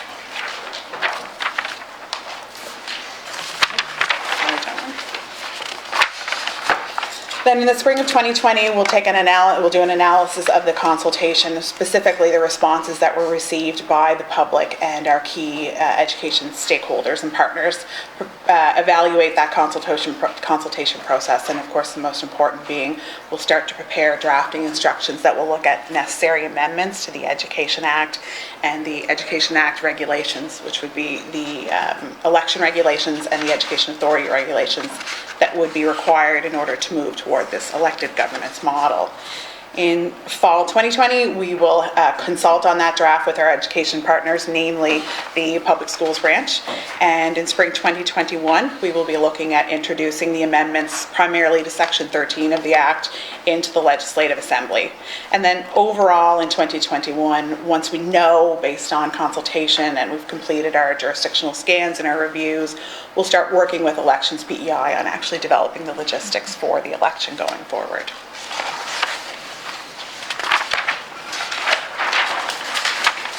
Okay, so just a quick summary of some of the findings from our jurisdictional scan, and these are some common or best practices. Keep in mind when I start throwing out some of these numbers, there are, similar to PEI, some jurisdictions that have more than one governance model in place. So we have 13 Canadian jurisdictions, but we may have some jurisdictions that have 2 different models in place, so the numbers may not add up to 13 in every case. So 10 jurisdictions have a legislated 3-tier governance structure, and I spoke to that briefly already. So that's essentially where there's a ministry, a board, and a school or parent council. And then there are 4 jurisdictions, PEI being one, where there is a 4-tier mandated structure. There are 12 jurisdictions that elect all or a component of their board of directors, and we'll talk about that hybrid model a little bit more as we move through the presentation. There are 2 jurisdictions, of course, the public schools branch of PEI being one of them, where it is strictly an appointed board. 9 jurisdictions prescribe a 4-year term of office. So some of those are a legislated 4-year term of office, whereas in other jurisdictions, it's actually up to the discretion of LGIC or the minister to set by order the number of years for the term. 4 years is in general what the practice is, but Nova Scotia has a 2-year term. Northwest Territories has 2- and 3-year terms because they have 2 different governance structures. So there is some variation in practice there. The composition of the board ranges from 3 members to 22 across Canada. So of course in PEI we have, with the public schools branch, a 3 board membership. That's also true in some of the boards in BC and Alberta. Up to 22 members in jurisdictions in Ontario where they have a significantly larger geographical districts and larger numbers of individuals being served by those boards.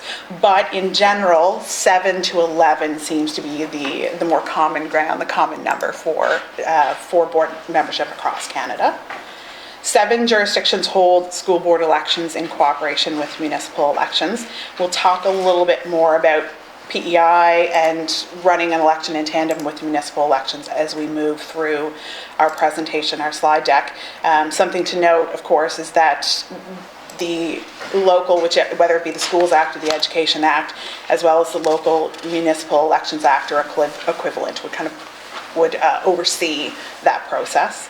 And then there are 6 jurisdictions where a minister may appoint to a primarily elected board an individual from Indigenous bands or First Nations so that there's the appropriate representation there.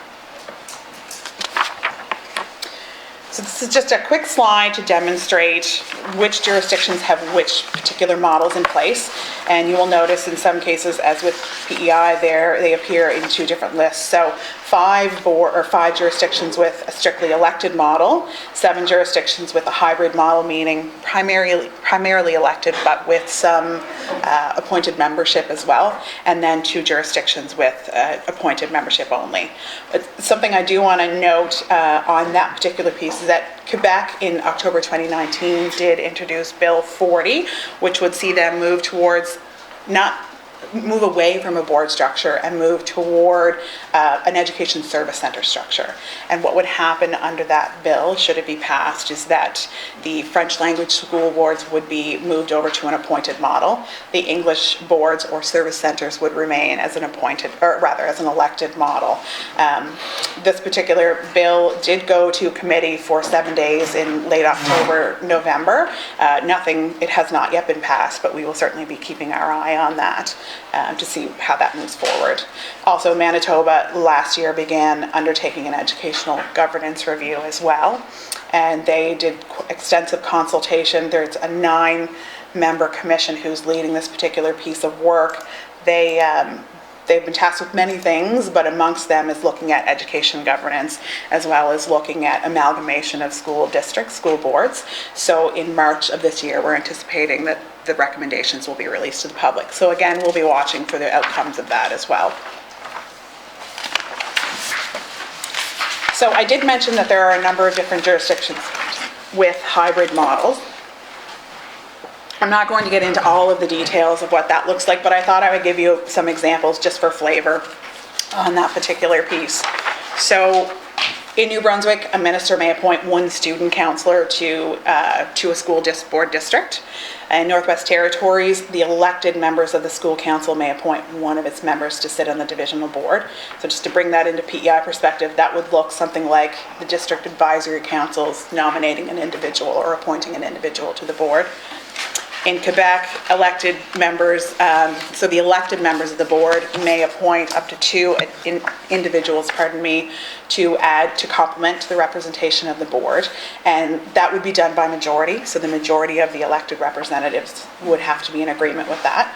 And the thought process around that is that those appointed individuals would bring the skills and the knowledge to the table that maybe isn't already represented on the board. And then I've already mentioned that there are jurisdictions in place where the minister may appoint for Indigenous representation. So strictly elected and strictly appointed are a pretty clear concept. I just wanted to talk briefly about some of the properties of an elected or a hybrid, or rather an elected hybrid and appointed model. So in Canada, generally, elected trustees on a hybrid model would represent the majority of the membership, and they're typically elected for a region or a district, whereas the appointed trustees would be seen more as members at large, and they are bringing forward the voice of key strategic partners. So in some cases, you would even see like the equivalent of the PEI, Teachers Federation or Home and School putting forward a list of names to either LGIC or the minister as a recommendation for individuals they'd like to see complement the board. And then from there, those individuals could be appointed from that list. But essentially, these people, as I mentioned with the Quebec model, are elected to identify, or the elected trustees rather, are identifying kind of where those skill gaps and knowledge gaps exist so that the appointed members can complement those individuals. So I'm going to pass it over to John for a minute, and he's going to walk us through the roles and the responsibilities of the board of directors. So the board of directors' main role is to sort of ensure that there's strategic direction in place to provide to the CEO of the Education Authority. That takes many different forms, and some of those forms would be to set policy, to ensure that there's policy in place to govern not only the operation of the meetings that they would be conducting themselves, but the operational duties that the public schools branch would be tasked with delivering. Financial accountability would be a key piece of that as well, ensuring that the budgets are reviewed and adhered to, and that budgets are being maintained. Accountability to students, parents, and the community, and the Minister of Education Lifelong Learning, ensuring that all of those players have a voice in the education system, and trying to take that feedback and ensuring that policy and direction to the CEO reflects that. So the Board of Directors' responsibilities would be to exercise these powers and duties in good faith, to ensure that they're complying with the legislation, that they're refraining from anything that they might be in a conflict in, recusing themselves of any votes where there's a conflict. They would also be tasked with establishing an appeals committee. So if there are things that are being appealed by parents or students, that there is a committee to hear that and make decisions on those appeals. Their meetings would be held in public. They would establish policies and strategic direction, as I mentioned, sort of from a governance perspective and from an operational perspective. So I think if you look at sort of the areas of operation, especially of the PSB, there's general administration, student transportation, human resources, school and community, finances and facilities, programs and services, school and workplace safety. So these would be their primary areas where they would be generating policy. As an example, with human resources, they would be generating policy on how the process they would use to hire staff. With facilities, they would be determining, what the proper procedures are to maintain those facilities. They would be under their jurisdiction, so they would be making recommendations on capital improvements to bring forward for consideration by government. So lots of policy and lots of meaty issues that they would be engaging in to ensure that the operation is carrying out its responsibilities. I think some general considerations when you're putting together a board or an elected board to keep in mind that it would serve the schools, the parents, the students, the public schools branch, and the community at large. There needs to be a consultative element to it. Geography is something that should come into play to ensure that there's representation in an elected model that would have that geography taken care of across the island. We would want to ensure that there's accountability to the public. And overall, the board composition, you would want a wide range of skills as best you can. As we know, there's lots of different elements that come into operating a board, and the more you can have a wide variety of skill sets, the better your outcomes will be. So I'll turn it back to Great.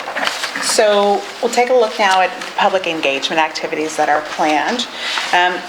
The department, of course, will be undertaking key informant interviews, stakeholder engagement with educational partners, as well as public consultation approach as well. So that will happen in the winter of 2020, so in the coming months. So activities will include, as I just alluded to, in-person key informant interviews, community-based, facilitated consultation discussions, opportunities for individuals to have a dialogue on some of the key elements, and I will get to what those top consultation topics will be. And also we want to provide opportunity for them to engage online, whether it be provide feedback online, to engage in a survey online, and also just review the information and the material online. So making sure there's plenty of opportunity for in-person and online engagement. So this is not an exhaustive list of the group of stakeholders. We know that some educational partners and some individuals will have recommendations for other individuals and groups to speak to. So of course, we're very open to adding to this list, but in general, we would be speaking to the public. So that really kind of captures the students, the parents, and the overall school community. The education authorities, primarily the public schools branch, but we are, of course, have an elected model in place already with the French language school board, so we'll be speaking to them as well about how that process works for them. The district advisory councils and the Home and School Federation, the PEI Teachers Federation, CUPE, of course, because there are staff members of CUPE working in the school system, the Learning Partners Advisory Council, Principals Advisory Council, and again, I mentioned other parties and individuals will come up through consultation, so as requested or as necessary, we'll amend that list of stakeholders to meet with them accordingly. So the consultation topics, so this is really where we want to get the feedback and get the understanding from the key individuals, the groups, and the public at large.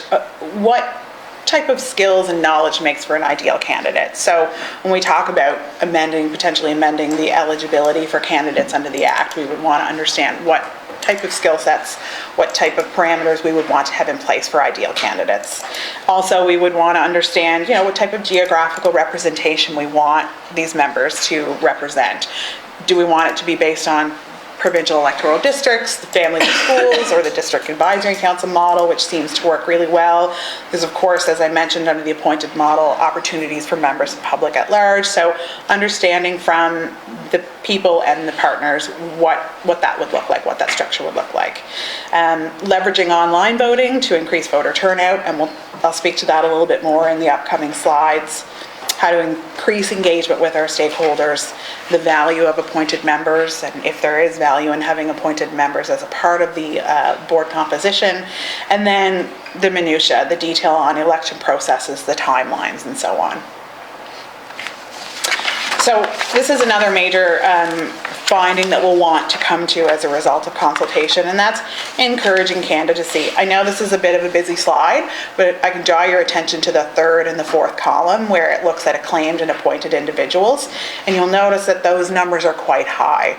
So it, of course, is a priority for us to be encouraging more individuals to run for candidates, for those positions. We did speak with PEI Home and School Federation to find out how they drum up interested parties to do their work, and it's essentially a very grassroots approach where people who are already engaged in the system are reaching out to individuals who have the skill, the ability, the time, and the passion for this type of work. And that type of campaign has worked very well the last 3 or 4 years in Newfoundland during their last election, where they saw candidacy increase by 29% just by having kind of champions of the school system get out and knock on doors and ask individuals to put their names forward. But we know it's more than that. It's doing a better job of promoting the role, as John is speaking to the roles of what these individuals do, making people aware that there is an opportunity to put their name forward, so putting some maybe some investment into the promotion of these positions and skill sets that are desirable and so on. So essentially more clearly articulating the roles and the function that these individuals provide around the board level. And then another key component of the consultation will be to look at encouraging voter turnout. Again, if you look at that last slide, you can see that voter turnout has historically been very low. That number goes up just slightly when there is an increased number of contested seats. So 4 or 5 lines down, you'll notice in 2008, 14 of the 29 seats were contested. That's the highest number that there has ever been. This is a collection of former, when there used to be elections under Eastern and Western English boards as well as French. So the voter turnout does go up when we have more contested seats, but we want to do more to get more people engaged. We know that if we have more people run, we'll get those numbers, but we also want to look at how else we can get people interested to come out and to vote and have them engaged in that file. So that lends itself fairly well to the next slide, where we engaged election PEI in a discussion on not just logistics, but then how we encourage more voter turnout. And it has been proposed on a number of occasions through the 2012 commission and just discussions with some of the parties in play now, that to host these types, or to host an election in tandem with a municipal election and or a provincial election could be a great way to drum up that increased voter turnout. However, that is a challenge for them right now, and it is not an option for us to look at because they don't have the human resource or the system capacity. There are limitations in place that would prevent us from doing that at this time. So because of that, we want to be looking at other opportunities to increase voter turnout and engagement. So they had suggested leveraging the online voting piece, which is something that they're looking to make inroads into as well. And they said the options available to us would be leaving voting open for upwards of 2 weeks instead of just limiting it to a day, potentially having kiosks set up in the schools where there is an individual there present to assist people who are hesitant to vote online, or people who don't have access to a computer in their own home. And we could certainly also take a look at using other public facilities like the provincial libraries as well. And essentially having a resource, that person available to them on site to help. Also, individuals are eligible to vote in both the French language school board and the public schools branch election. The minister has mentioned that we are looking at May 2022 for an election for the public schools branch, and that would be in tandem with the French language school board election coming up. So an election with the public schools branch and the French language school board at the same time. I may have muddied that.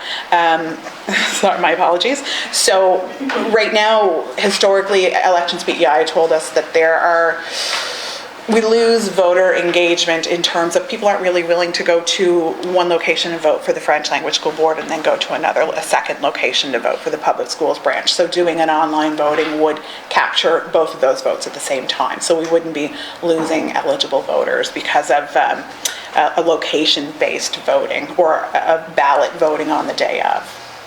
So again, also we had talked about internally leveraging some PEI Home and School Federation or student parent teacher nights at the schools to have opportunities for candidates to come in and present their platforms and engage with the candidates and have a dialogue on what their platform is and how they would represent the board well. So we are looking at other opportunities to use existing education partners to ramp up voter turnout and to make the public in general more aware of these election-based activities.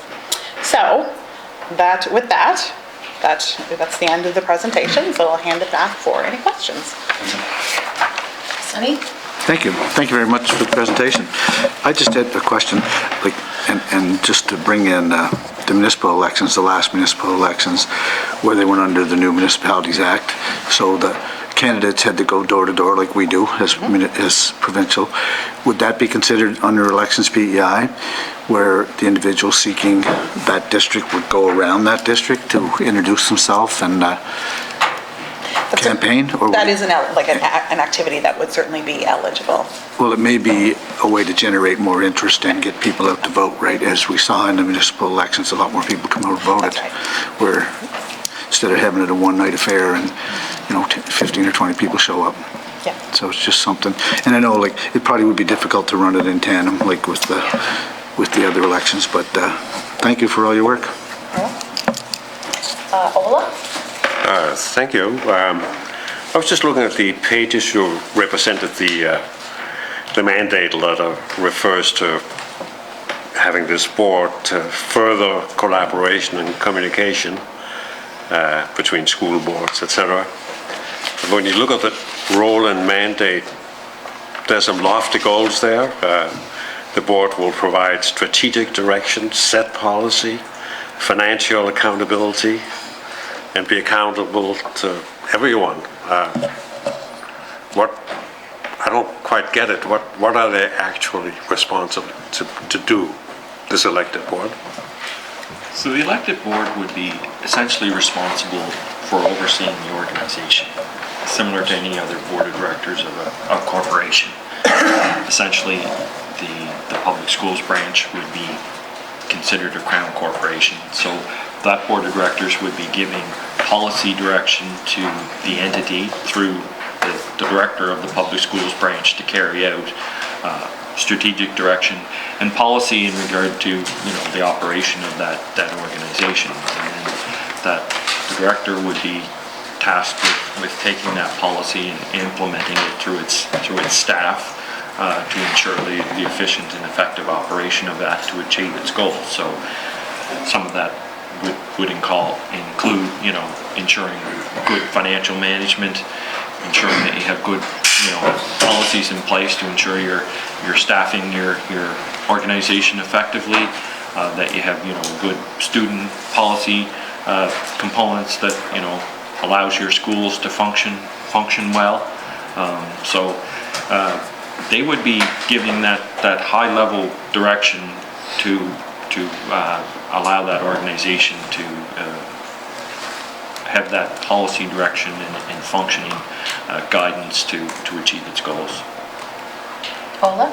But all the information that they are basing their direction on would come from the department. Like they wouldn't be developing the budget, for instance. They will take a budget that you have prepared and they would review it and comment on it. They would develop their own budget. The department has a staffing and funding model, and that sort of gives the education authority its funding at a fairly high level. They would be taking that high level funding and they would be breaking it down into line by line what all those object codes would be to represent their expending for transportation. There'd be bus repairs, and there'd be how they would break that down. So they're responsible for all that. They would get an overall transportation allowance of how they would be funded at a high level for transportation, but that meaty part of developing those budgets, that would be their responsibility. And Ola? So how does the minister's role in education then change with the new school boards? Will the minister have the same role as before, or will it more to be his role to, say, implement what the school board decides? I think, if you want. When we're talking about school boards, I mean, we do have a school board right now. Yeah. For the public schools branch. We also have the Commission scolaire langue française. Yep. And to be clear, we're keeping that school board exactly as is. We're not touching it at all. The French one. The French one, yeah, CSL. LPI is a board.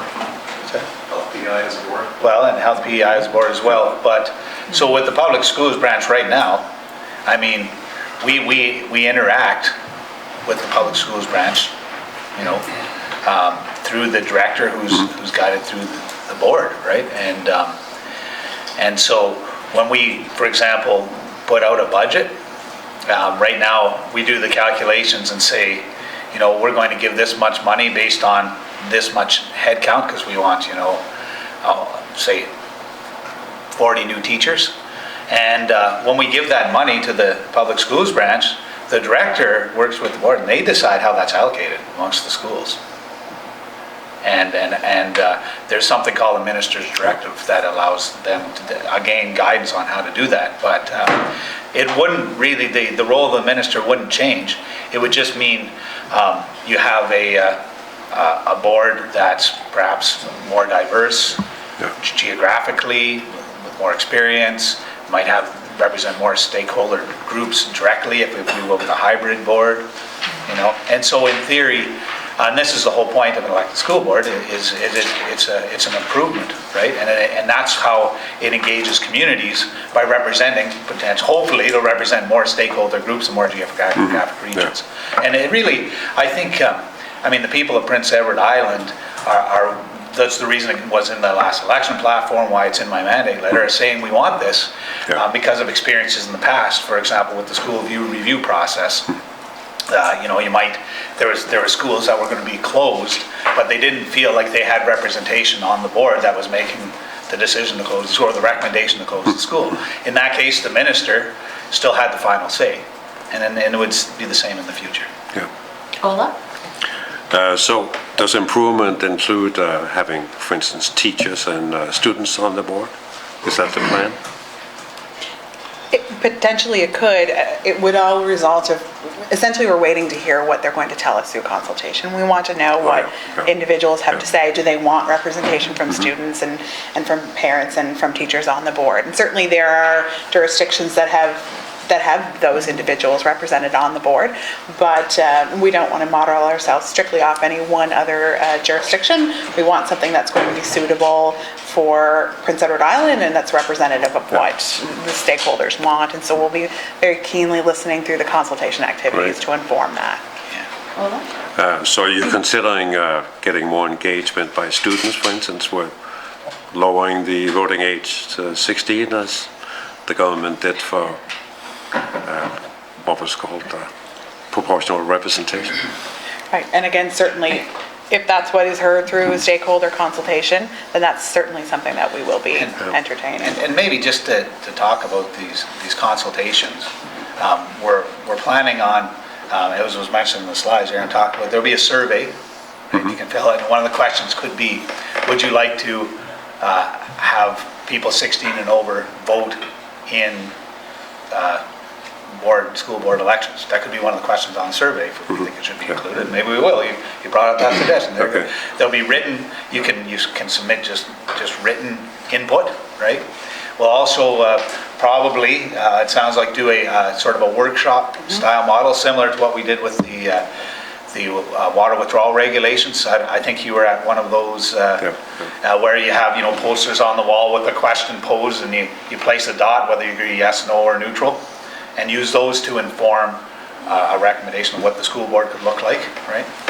And as well as just probably a public question and answer session where we have, experts like Erin here, who's done a ton of research, great job, by the way, who can help answer and have that dialogue with people in the public, and that'll help inform the recommendation for what a school board would look like. I think one of the big questions really is, and I wanted to ask that to the committee, is whether you think when we say elected to school boards, it has to be all elected, or is a hybrid model acceptable from a committee's perspective? So think about that and provide your input, because I think that's going to be one of the key questions. I personally kind of like the hybrid model, because then you can fill in the gaps, right, of expertise or geography with appointed positions, but not everybody would agree with that. I tend to agree with you on that one, but thank you. Ernie? Thank you, Chair, and do thank the Ministry and staff for the presentation. Greatly appreciate it. With my questions, I'd ask that you keep in mind as well that I am from the west area of the province, and would almost guarantee that if there had been school board elections or election at that point in time for school boards, the turnout would have been substantially higher in the West Prince area than what we've seen historically. You provided the information with regard to the jurisdictional scans. Has there been any historical review of the negatives and or positives that resulted when we moved from Unit 1 to the Western School Board, to the English Language School Board, to the present governance system?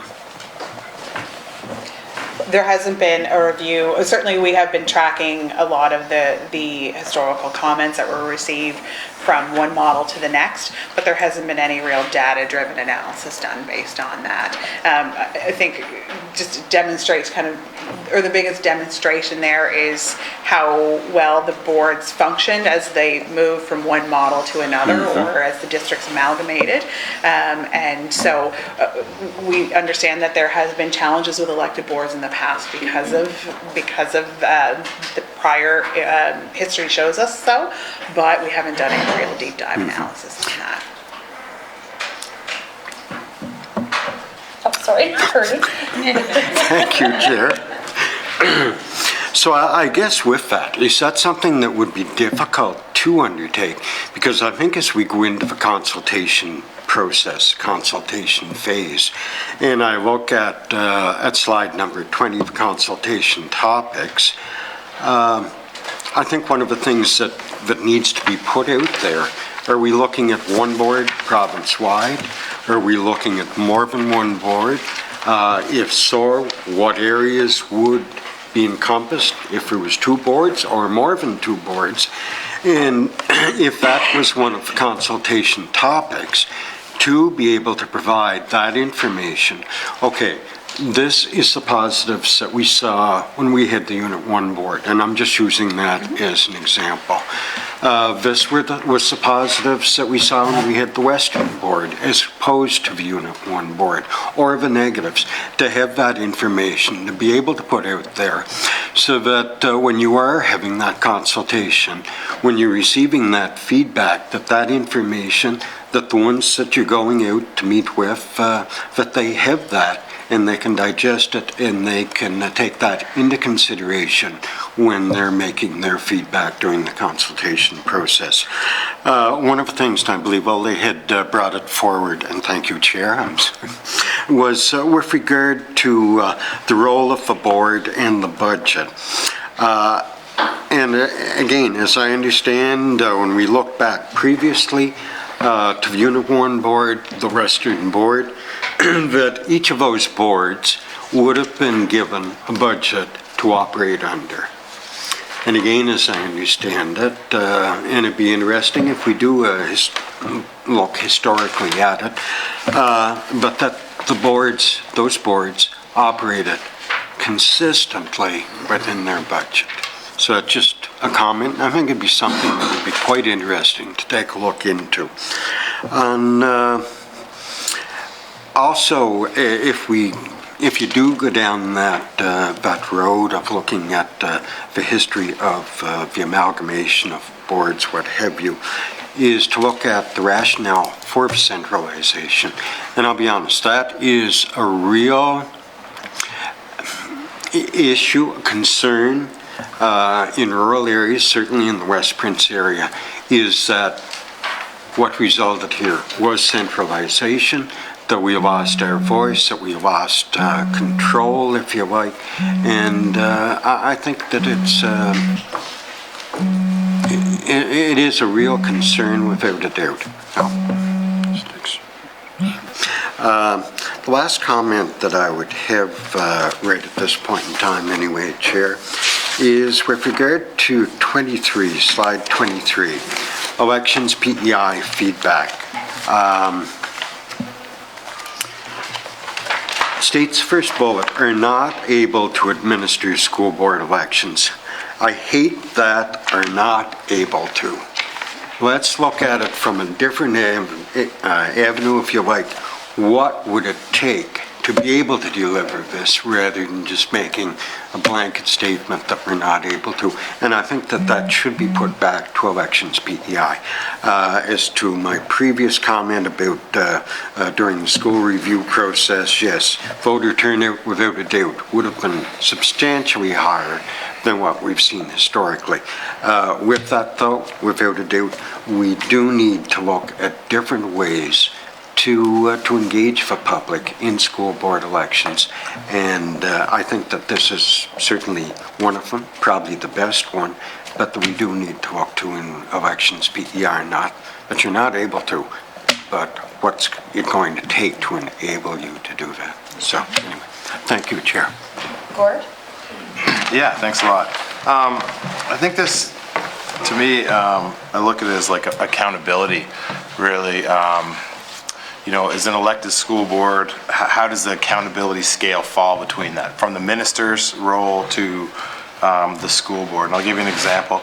My first question is, you mentioned before about capital improvements, the school board. Could you talk a little bit more about what the school board's role would be in that when it was up on the slide?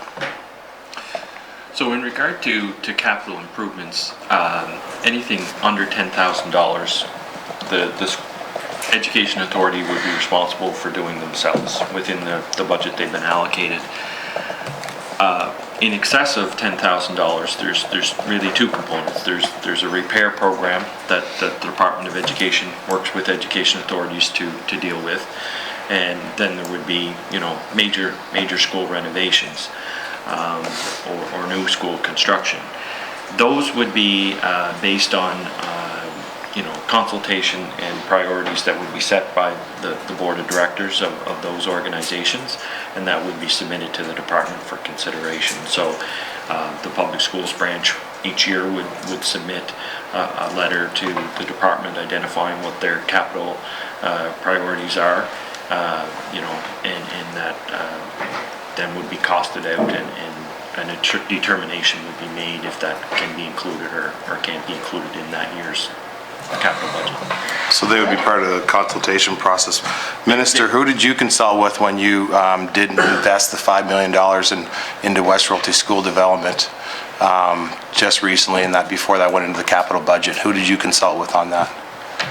Okay, so this is, you're talking about the capital budget versus the repair budget. They're two different things. Sure, yeah, there's two different budget lines. So the capital budget is one where we work with the boards as well as public schools branch, as well as both branches, to determine allocations of dollars.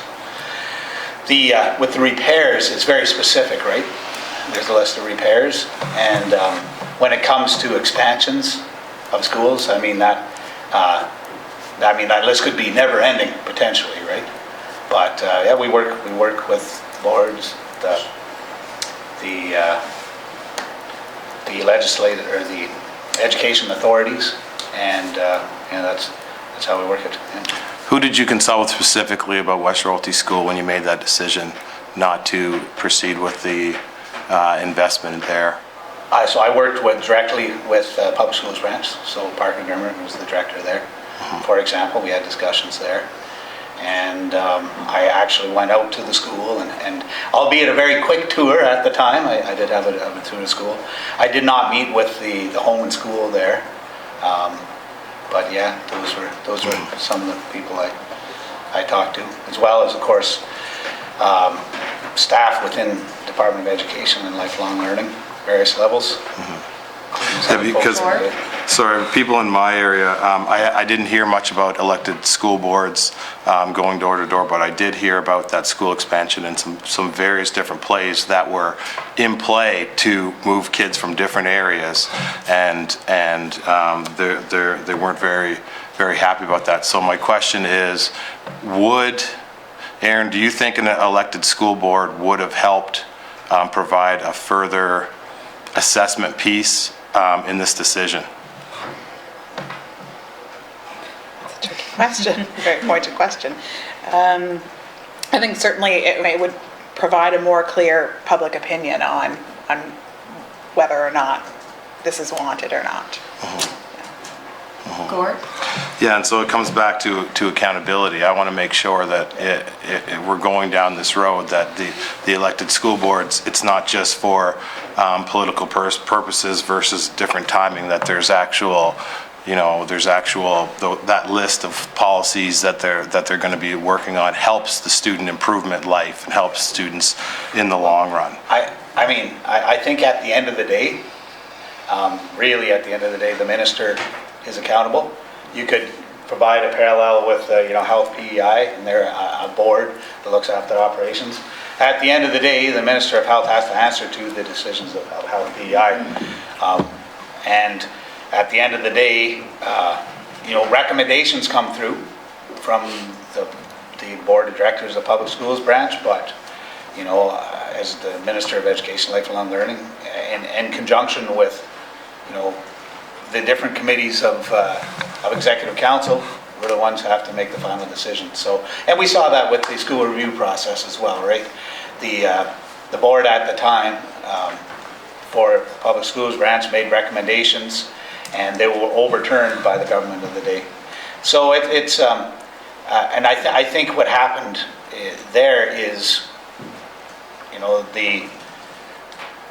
the constituents of the day really felt that they didn't have enough of a voice on that board. Otherwise, maybe the decision would have been different, right? Which is why which leads us to this elected school boards that have a broader geographical makeup, broader experiential makeup, and that's where we're at. Yeah. Gord? And just finally is that the people that I talked to trusted a transition in government. They trusted from one to the next that things were going to get done, and their kids were moved around in my area because of that. And that, I'm glad that you said that you have to be accountable for that, because that was a big decision that you made. And I sit here and I'm disappointed, and I'm representing my people in my district. Thank you. Thank you, Chair. Michelle? Thanks, Chair. Thank you for the presentation, and I know obviously you put a lot of work into it. So quick question, the school board as it stands right now, the appointments, how many people had applied for those two open positions? How many applications did you receive? I'm trying to remember now. 23, I think it was. But my math is about 23. 23? Yes. And how are they vetted?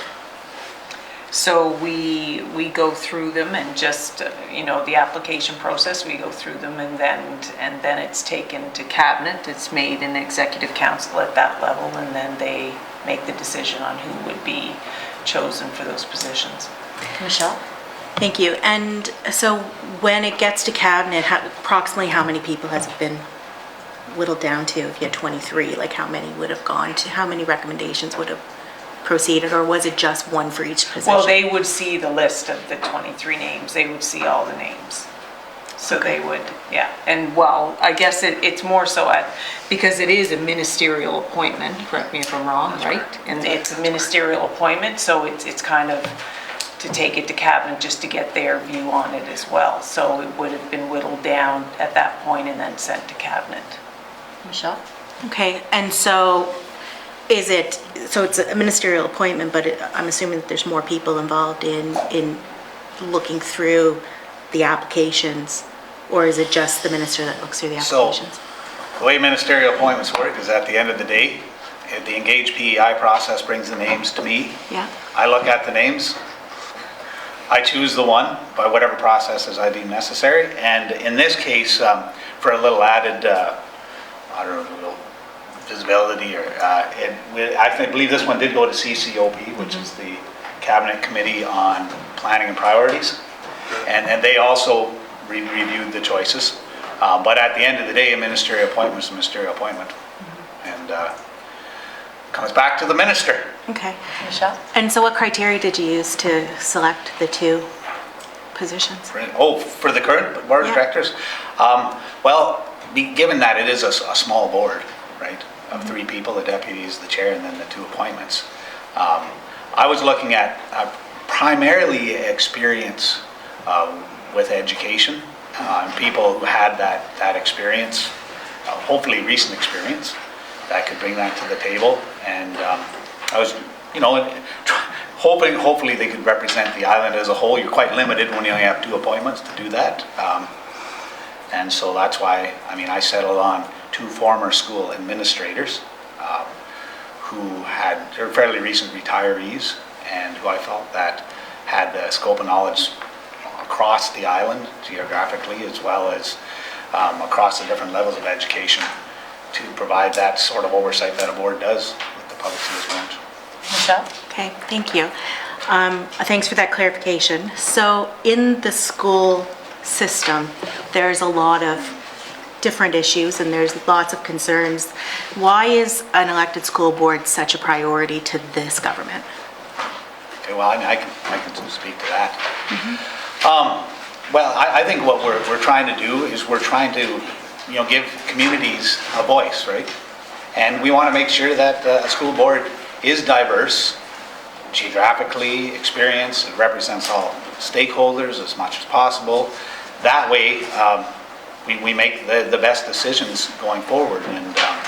And really, that's what we felt, what I feel as minister, and I believe what the government feels, is the people of Prince Edward Island asked for. It was in our platform. The feedback is that's what they wanted to see. They wanted to make sure that when it comes to recommendations about what's going on in our schools across the island, they have the best representation possible. So we have that collaboration, as mentioned in the mandate letter. Michelle? Okay, thanks, Chair. And when you're looking at the number, so you said 7 to 11 is the average. How many families of schools do we currently have? And so what would kind of the representation be that you're looking at? There are 9 families of schools, but that of course does not include the French language school board piece. So 9 families of schools. So we've talked about having an individual from each of the families of schools, or we've also talked about the opportunity of taking the electoral districts, and there's 27, so potentially dividing them by 3, and again, being at around 9 members, potentially having an opportunity for a couple of appointed members as well, should that be what individuals want. That's what we hear through consultation. So we know that too large a board is problematic and that we can't make decisions. It's hard to move things forward, but also too small, like when we're at 3, it's hard to be geographically representative and to necessarily, or to have all the skill sets that we feel are necessary. So we are taking a look at a number of different options. We've also talked about just doing members at large. So if 7 is deemed to be the ideal number, how do we divide the province up by those 7 geographical regions could be challenging. So probably not the preferred approach to have members at large, but certainly there could be a couple of members at large as well to round out a more geographically appointed board.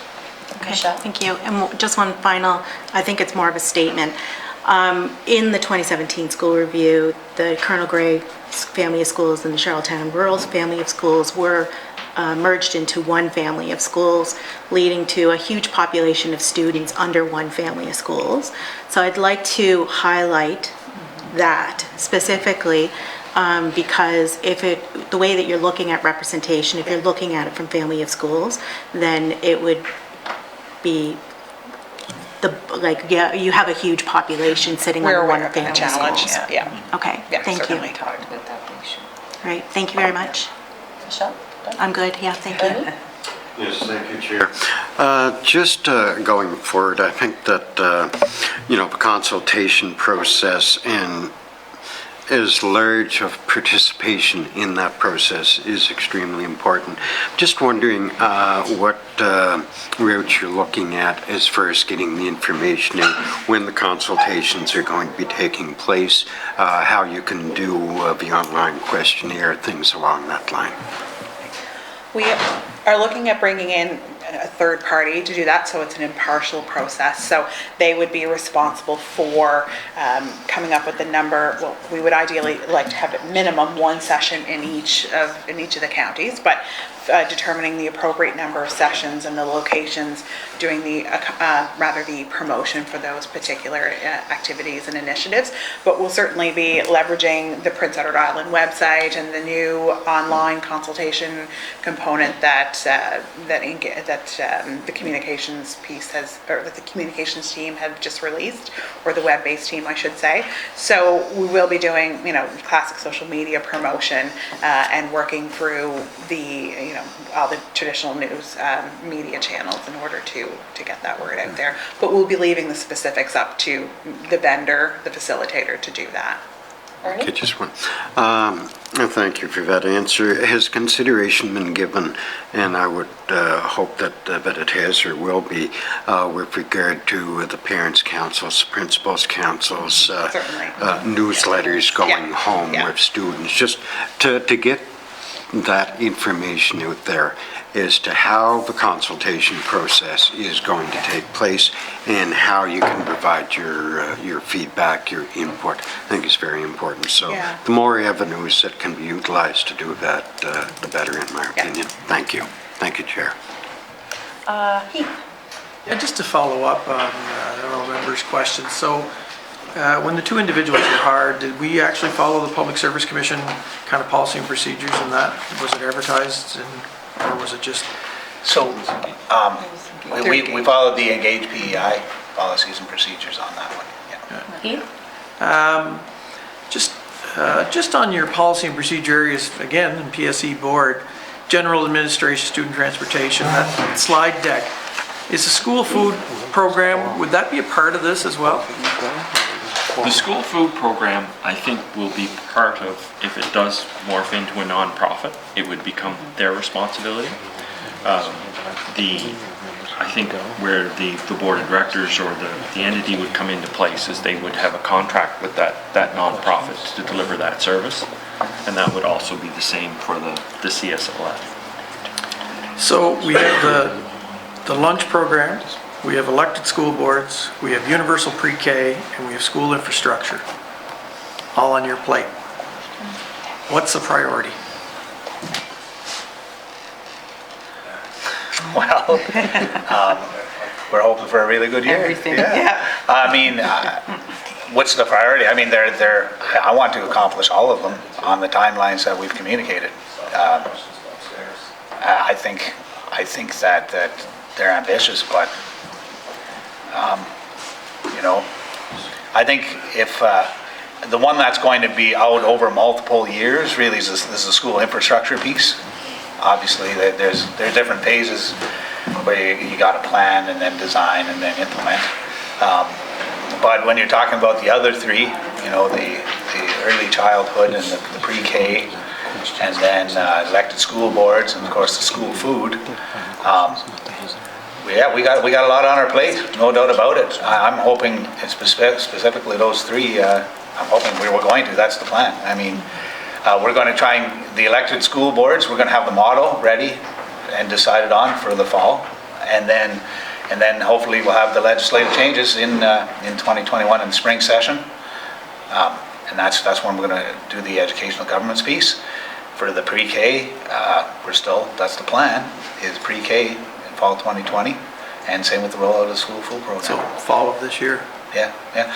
And it's great because, you know, we have excellent staff in education and lifelong learning, and we have dedicated staff in different areas for those projects, right?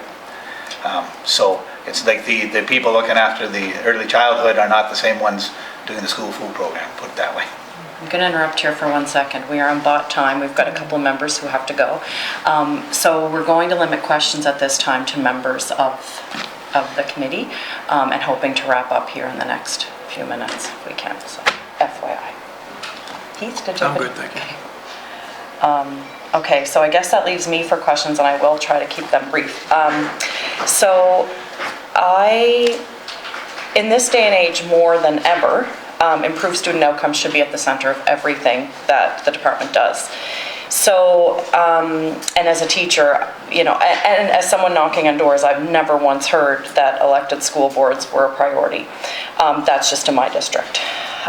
So I'm wondering how this government's change demonstrably improves student outcomes.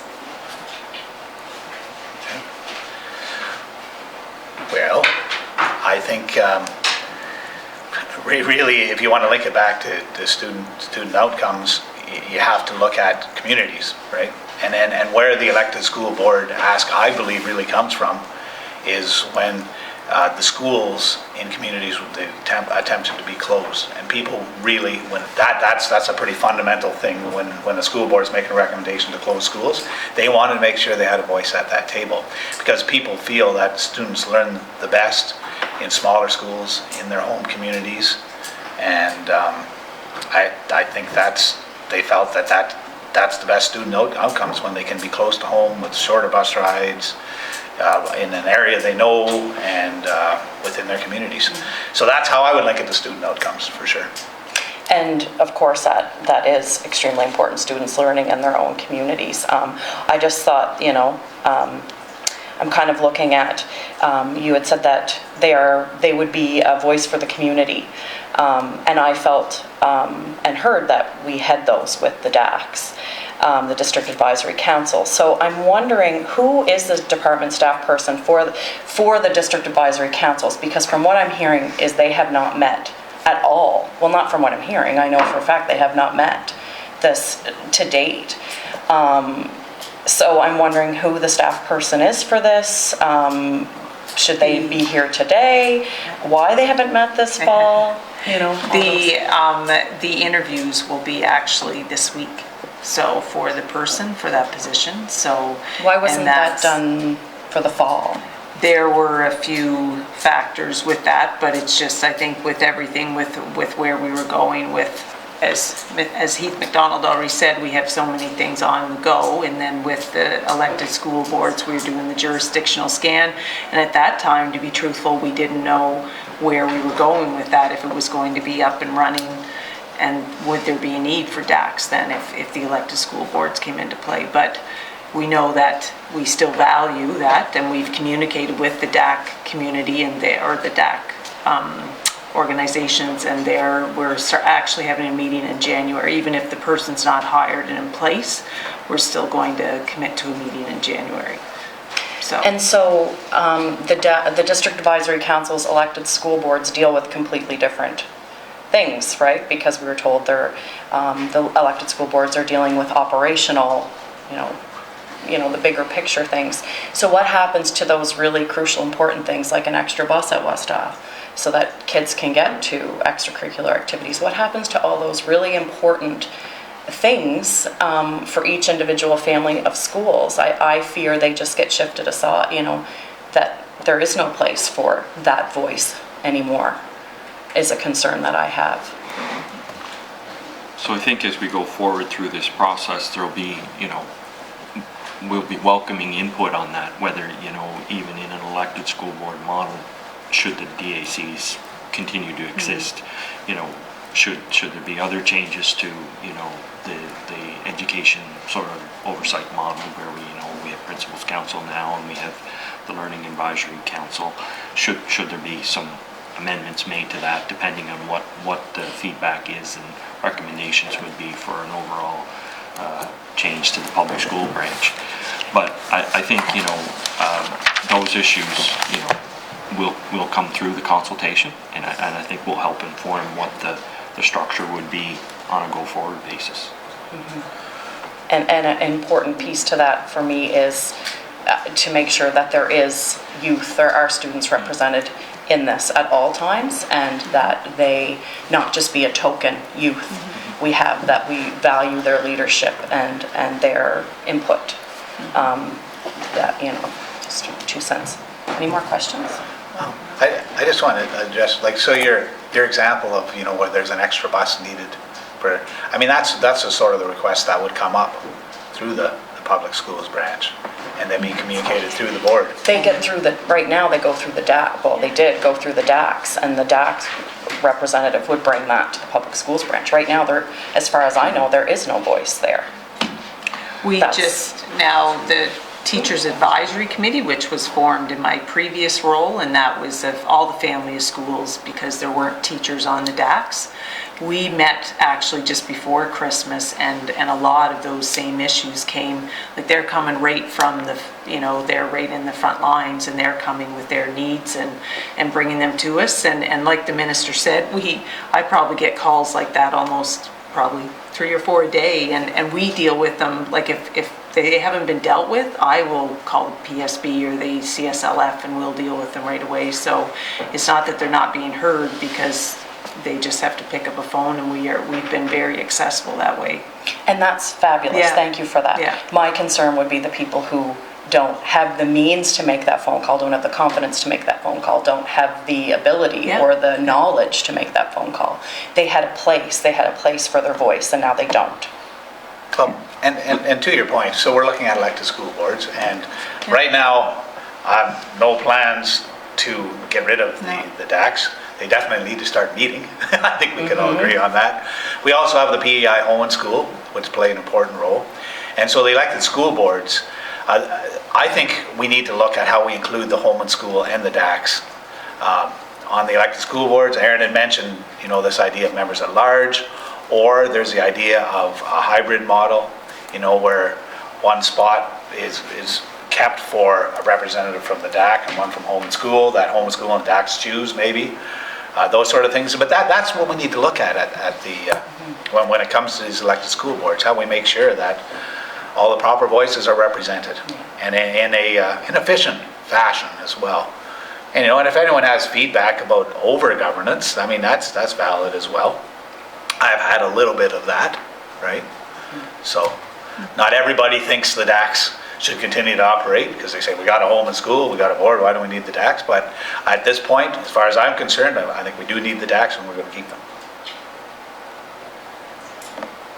Good to hear. Any more questions? Okay. Do you want to keep going? Just keep going. You can pack up. Okay, so you can pack it up. Thank you so much for your presentation. Thanks. We can speak through the phone. We can ask for something in adjournment and skip the rest of the agenda. Sure. So committee members, I'm wondering, I know James is really trying to, he has another place he needs to be. So I'm wondering if we want to speed through, we've just got a couple of things really quick to go through, or if we want a motion to adjourn. No. It might be like 3 minutes. We can, okay, let's burn through it. Okay, so review of correspondence, we did get a letter from Minister Trivers. Everyone, does anybody have anything to talk about him like he's not in the room?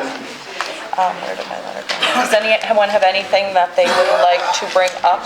Thank you. With that. Okay.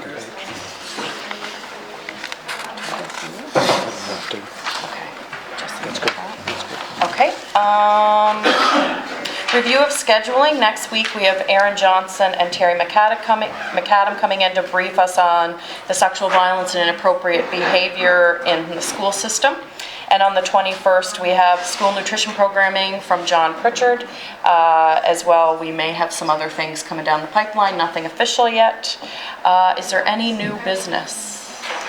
Chair, I won't be here on the 21st, and I think my assistant's already indicated that to the clerk. That's vaping consultation month for me.